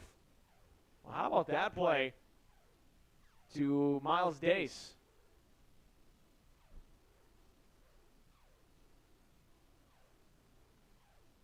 But either way, Wayne State is going to be contending in the Northern Sun Intercollegiate Conference this year. Yeah, I think they've got a chance to have a special season. How special, we'll find out.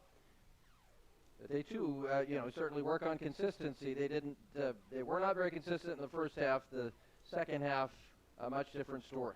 High pass from Joya, incomplete. Again, looking for Gideon Nebo.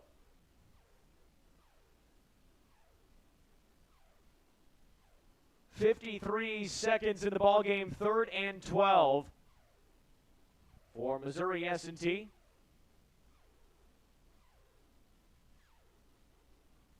Looking again at the stats for the Miners.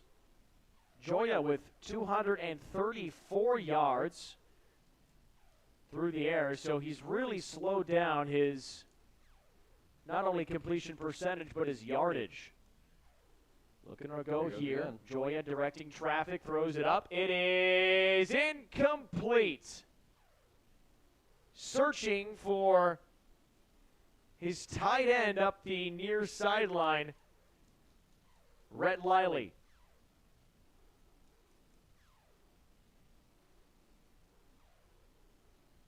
Tried to throw that into double coverage, nearly came up with it. Just kind of backpedaling there. That wasn't a bad pass. A lot of times you throw into that double coverage, you don't get it back.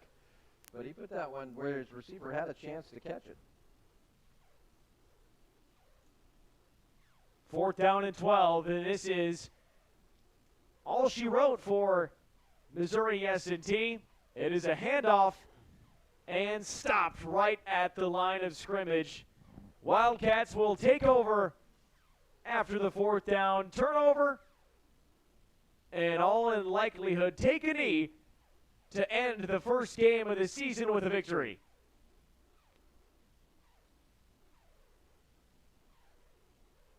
(49-17).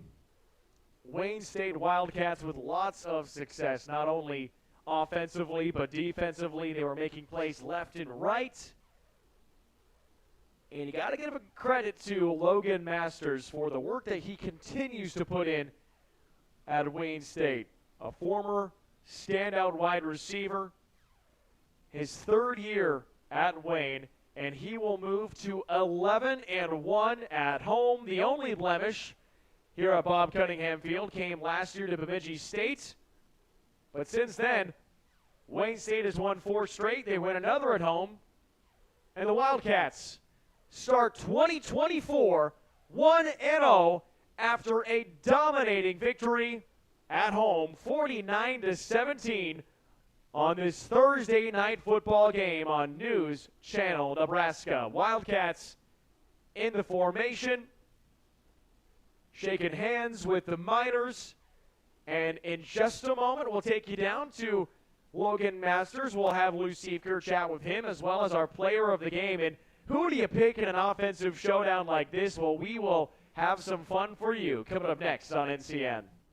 My brother RJ had me believe that he knew exactly what he was taking, but I don't think that during those times he was ever necessarily sober.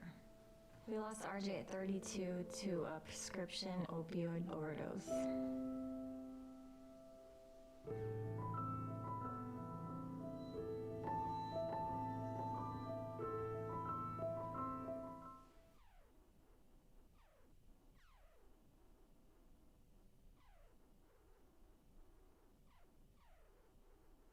When we met with Angela, it was pretty simple. She showed us a number of plans that would be available and asked to look at our list of prescriptions to try to find the best possible supplement. She's been very thorough and very thoughtful about keeping in touch with us. I would certainly recommend Angela for any of your supplemental insurance needs. She's not there to sell you a product. She's there to make certain that the product that she finds for you is best suited for what you need. At Wayne State, unlimited opportunities start with you, plus the power of us. It's the power of the classroom teacher, inspiring the next generation. Business entrepreneurs, soaring with success. Healthcare professionals, caring for their communities. Leaders in arts and sciences, making their mark on the world. With the power of Wayne State behind you, there's nothing you can't do. Learn more at exploreWayneStateCollege.com. NCN Sports is brought to you by Currency. Visit GoCurrency.com for details. Region 4 Behavioral Health, affordable, accessible, quality mental health and substance abuse services. And The Carpet Shop, providing quality residential and commercial flooring coverage and installation for almost 50 years.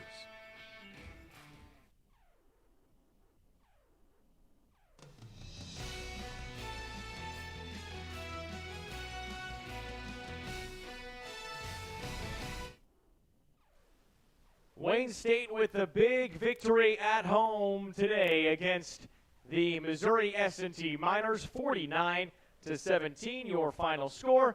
So let's take a look at some of our top plays from today's victory for the Wayne State Wildcats on News Channel Nebraska.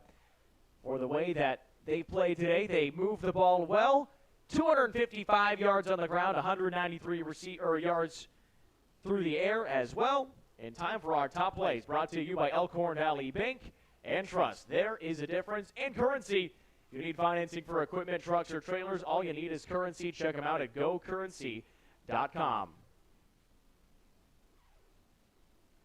Well, here we go, opening up the season with a nightcap on NCN. Nick Bowen looking to throw, fires a dart over the middle. It's hauled in by Kendrick Watkins-Hogue. He's a stud sophomore receiver. Wildcats go up 7-0.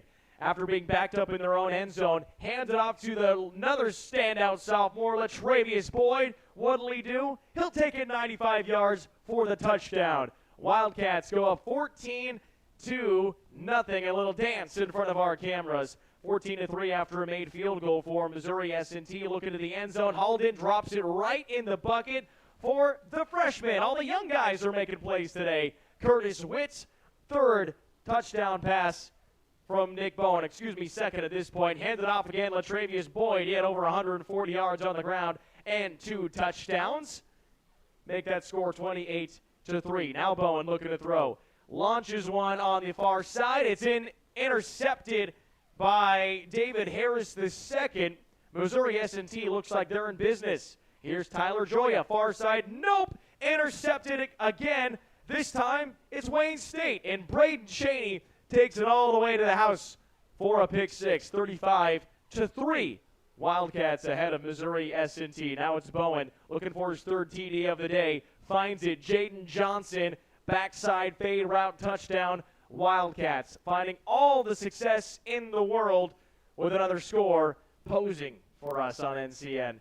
Now here's the redshirt freshman, Bennett Dannenbrink. Looking deep, freshman to freshman, touchdown, Keaton Bonderson. 80 yards. The backups are looking good. Everyone's looking good in Wayne, America. Final score 49-17 as one more touchdown from the Miners would end it late in the ballgame. And Wildcats move to 1-0 in 2024 thanks to the strong performance by everybody today. Offensive line made it work. Quarterback, running backs, defense, everybody's making plays. And Wayne State is 1-0. Our top plays today on News Channel Nebraska. We will have our coach and player interviews coming up next.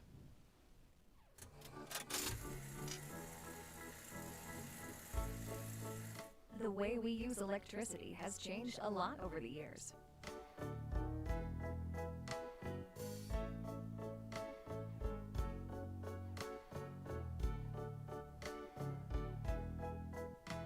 What hasn't changed is our commitment to make sure it's there the moment you need it. Nebraska Public Power District, always there when you need us. At Faith Regional Physician Services Family Medicine, our definition of care is showing devotion to and concern towards the health of you and your family.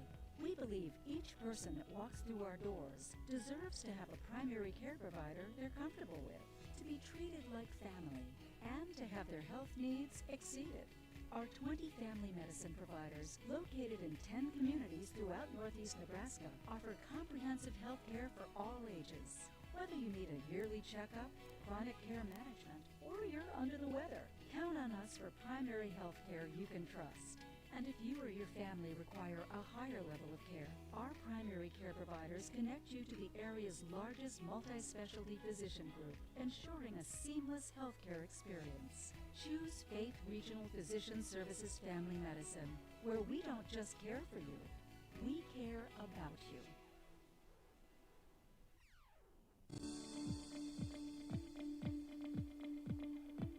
Make this the summer of Jeep at Woodhouse Chrysler Dodge Jeep Ram.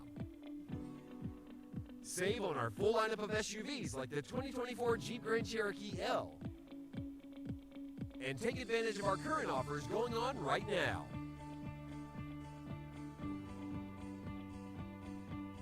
Visit one of our 2 convenient locations in Blair or Bellevue today.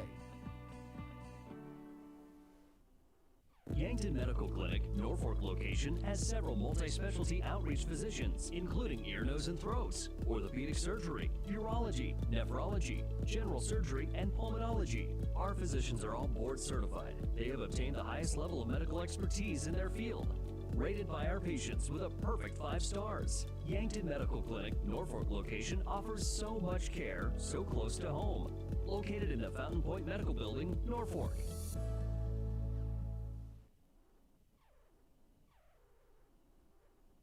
Fields, farms, communities. That's Farmers Pride. Our purpose is simple. We help farmers feed the world. We bring value to our communities by investing in what matters to people. Because we are from here, work here, and live here. We believe in cooperatives, locally owned, locally operated, and locally controlled. In the field, on your farm, in your community. That's Farmers Pride.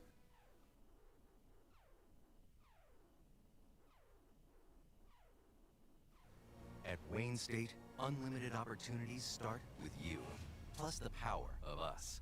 It's the power of the classroom teacher, inspiring the next generation.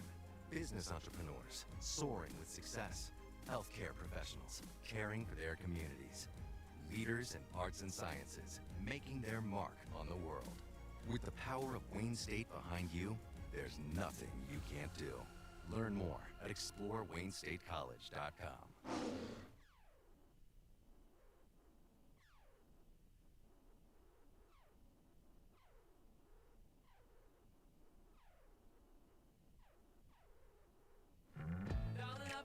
Everything's gonna be alright.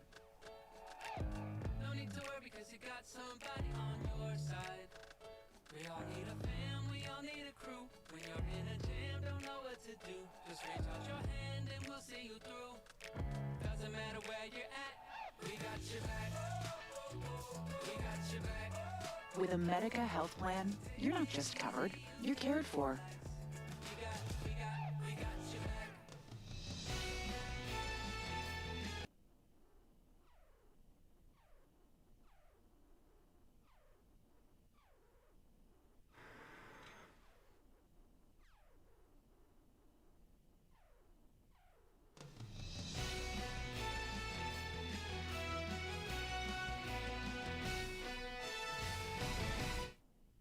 All right, thanks a lot. Well, the Wayne State Wildcats, they start 1-0 with a very impressive 49-17 win over Missouri S&T. I'm joined now by Logan Masters, head coach, and it's a first game, but certainly an impressive win. What's your takeaways from this one? Yeah, we played well first half. I thought it was a little sluggish. Offense, we had a couple big plays. We couldn't stay on the field. Defense was out there too much, but kept out the end zone for the most part. And then third quarter, we came out at halftime a lot better. Made some big plays. Latravius Boyd is special, and then it was good. We got to play a lot of young guys against their starters in that fourth quarter, and they got to experience what college football is like and how they need to prepare probably a little better this week, because you never know when you're going to need them. So overall, you get a win. Winning's hard, and we got to play a lot of guys. Well, they had a big edge in plays and time of possession in that first half, and but yet you guys were up 14-3. Yet the third quarter, you really took over. What was kind of the difference? What'd you say at halftime? Just that we need to execute. I mean, big plays are awesome. We'll never apologize for a 90-yard touchdown run, but puts defense back out there, and defense had chances to get off the field, and we just didn't. So second half was much better. Made plays on defense, turnovers, and offense kind of took over. Seems like you guys, even though Joya had some big plays, he had over 100 yards rushing tonight. Some of that was against your backups, but seems like, especially crucial times in the game, defensively, you were able to put a lot of pressure on him and make mistakes. What was the key to that pressure? Yeah, I think just being relentless and trusting their technique and just trying to get after him. I don't know how many times we probably missed him, so again, we could still play a heck of a lot better, and that's what we'll come to work tomorrow and get that all fixed. So you're gonna like points off of defense, get those pick six. Those are nice. Oh, never complain about those. Never complain. Defense, let's go back out there, but no, we'll never complain about that. Now, offensively, you didn't have gaudy yards passing the ball, but yet you look up, Nick Bone has 3 touchdown passes. Receivers making plays. What was your takeaway, I guess, as far as the passing game goes? Yeah, I mean, obviously we don't want the turnover with Nick, but last year we threw all over them, and so they played pretty soft and basically challenged us to run it, and so we ran it and threw it when we wanted to, and that's a lot of fun. That's how you get touchdowns. Over 250 yards rushing. Do you feel like your ability to run the ball might be key this whole season to really keep this offense balanced? Yeah, I mean, great teams run the ball and stop the run, and when you play up here in the upper Midwest, it's going to snow like we've seen the last couple of years, and running the ball, stopping the run wins football games. Pretty good offensive line. We're going to talk to an offensive lineman here in a minute. Talk about Jet Jansen, what he's meant to this program. He's one of the pillars. He's the one that bought into us when we were coming off of not what we are now, and he bought our recruiting sales pitch and has really turned the tide of Wayne State football, and he's a big reason why on our offense, and a 4-year starter. I mean, already graduated, academic All-American. I mean, he's what you dream of. Absolutely. Well, Coach, congratulations on a big win. Good luck next week as you go on the road. Thank you. Go Cats. All right, that's Logan Masters. Jet Jansen, we'll have him step on in here. Jet Jansen, as Coach mentioned, this is you've started. I think you were like an 8th grader when you started, weren't you? You've been here forever. What's the key? Number one, to not only start as a young guy, but to stay healthy and continue that streak of starting ball games. Yeah, just working hard, and we got a good training staff that keeps everybody healthy. Shout out to Muffin and the rest of the training staff, but just keep working hard and keep your nose down and work. What's been kind of the goal for the offensive line this year? It was mentioned over 250 yards rushing. Is rushing the ball, has that been kind of a focus for you guys? This week, Prosser made an emphasis to us that we only ran the ball for 85 yards last year, so we took that to heart, and as it shows on the scoreboard, Chris, it's a group effort. Chris, Tyrell, Will, and Jake, I think we all did a good job and got more to work off of for next week. Well, Latravius Boyd had an 80-yard touchdown run, or 95-yard touchdown run, rather. Big hole in that offensive line. What do you remember about that play, and how did that hole open up? Yeah, it was a gut with me and Dane Peterson, and I blocked my guy down. Dane did a great job staying on his guy, and Boyd found the hole and hit it hard and scored the touchdown. Ran as fast as he could. You got a guy like a Bone at quarterback who is a guy that can take off and run, but he's an excellent passer, and no sacks tonight. What's the key of protecting a quarterback like you that has started for 4 years? Yeah, Nick does a great job back there. He really understands the offense and knows where guys are going to be at, and if he feels pressure, he scrambles a lot, and he's a good scrambler, so keep that going. Well, Jet, I know a little bit about your family. I actually went to school with your dad, and he was a great basketball player. Your brother is a great basketball player. How did you end up being a great football player? You know, I just am bigger than both of them, I think, so I took the football route instead of the basketball route. Well, it's about time we had an offensive lineman as our player of the game. Am I right? Yep. Offensive line is a unthankful position, but it's a great position. Well, I think they're thankful that you're here, Jet. Congratulations on a big win and being our player of the game. Thank you. That's Jet Jansen, our player of the game. Caleb, let's send it back to you. I love it. Offensive lineman Jet Jansen, left tackle. He has started every single game of his career here at Wayne State, All-American, and he deserves a little spotlight. Jet Jansen, our player of the game, to help boost that offensive line. 448 total yards of offense for the Wayne State Wildcats as they get the win over Missouri S&T 49-17. Well, thank you so much, everybody, for joining us today on News Channel Nebraska, for all of us helping out, our tremendous camera operators, for Connor in the truck, as well as Lance helping make things some work as well, and Lou Siefker down on the sideline. My name is Kalen Devin. Have a terrific rest of your Thursday night, and let's enjoy Labor Day weekend.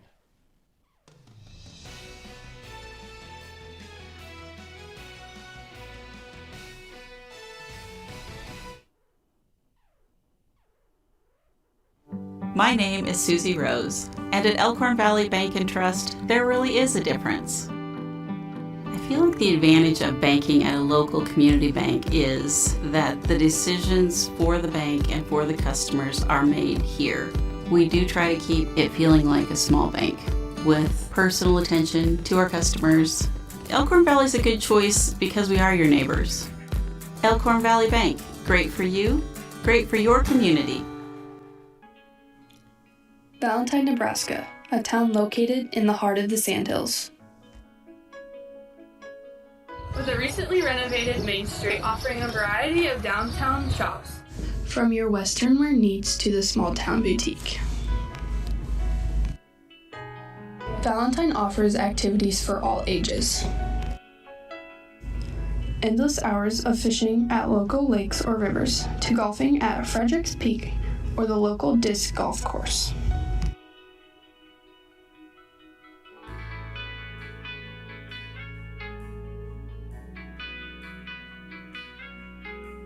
Take in the sunsets and scenic views of Merritt Reservoir and the Niobrara River and Refuge.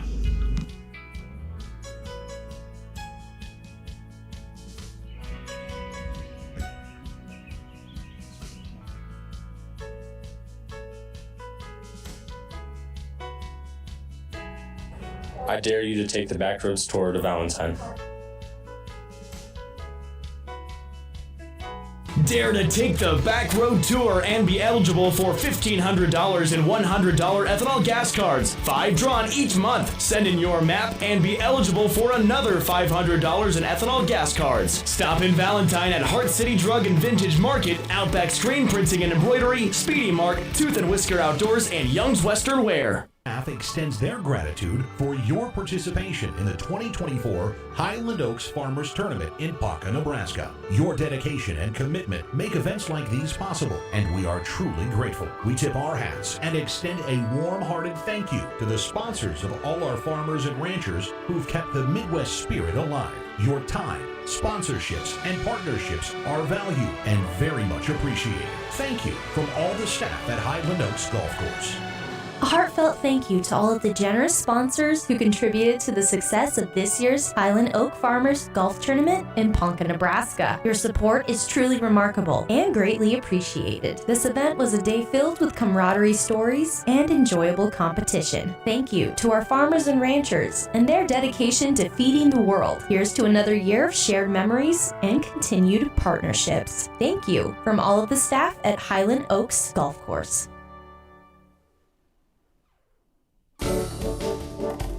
Is carryover from last year's herbicide hurting this year's crop?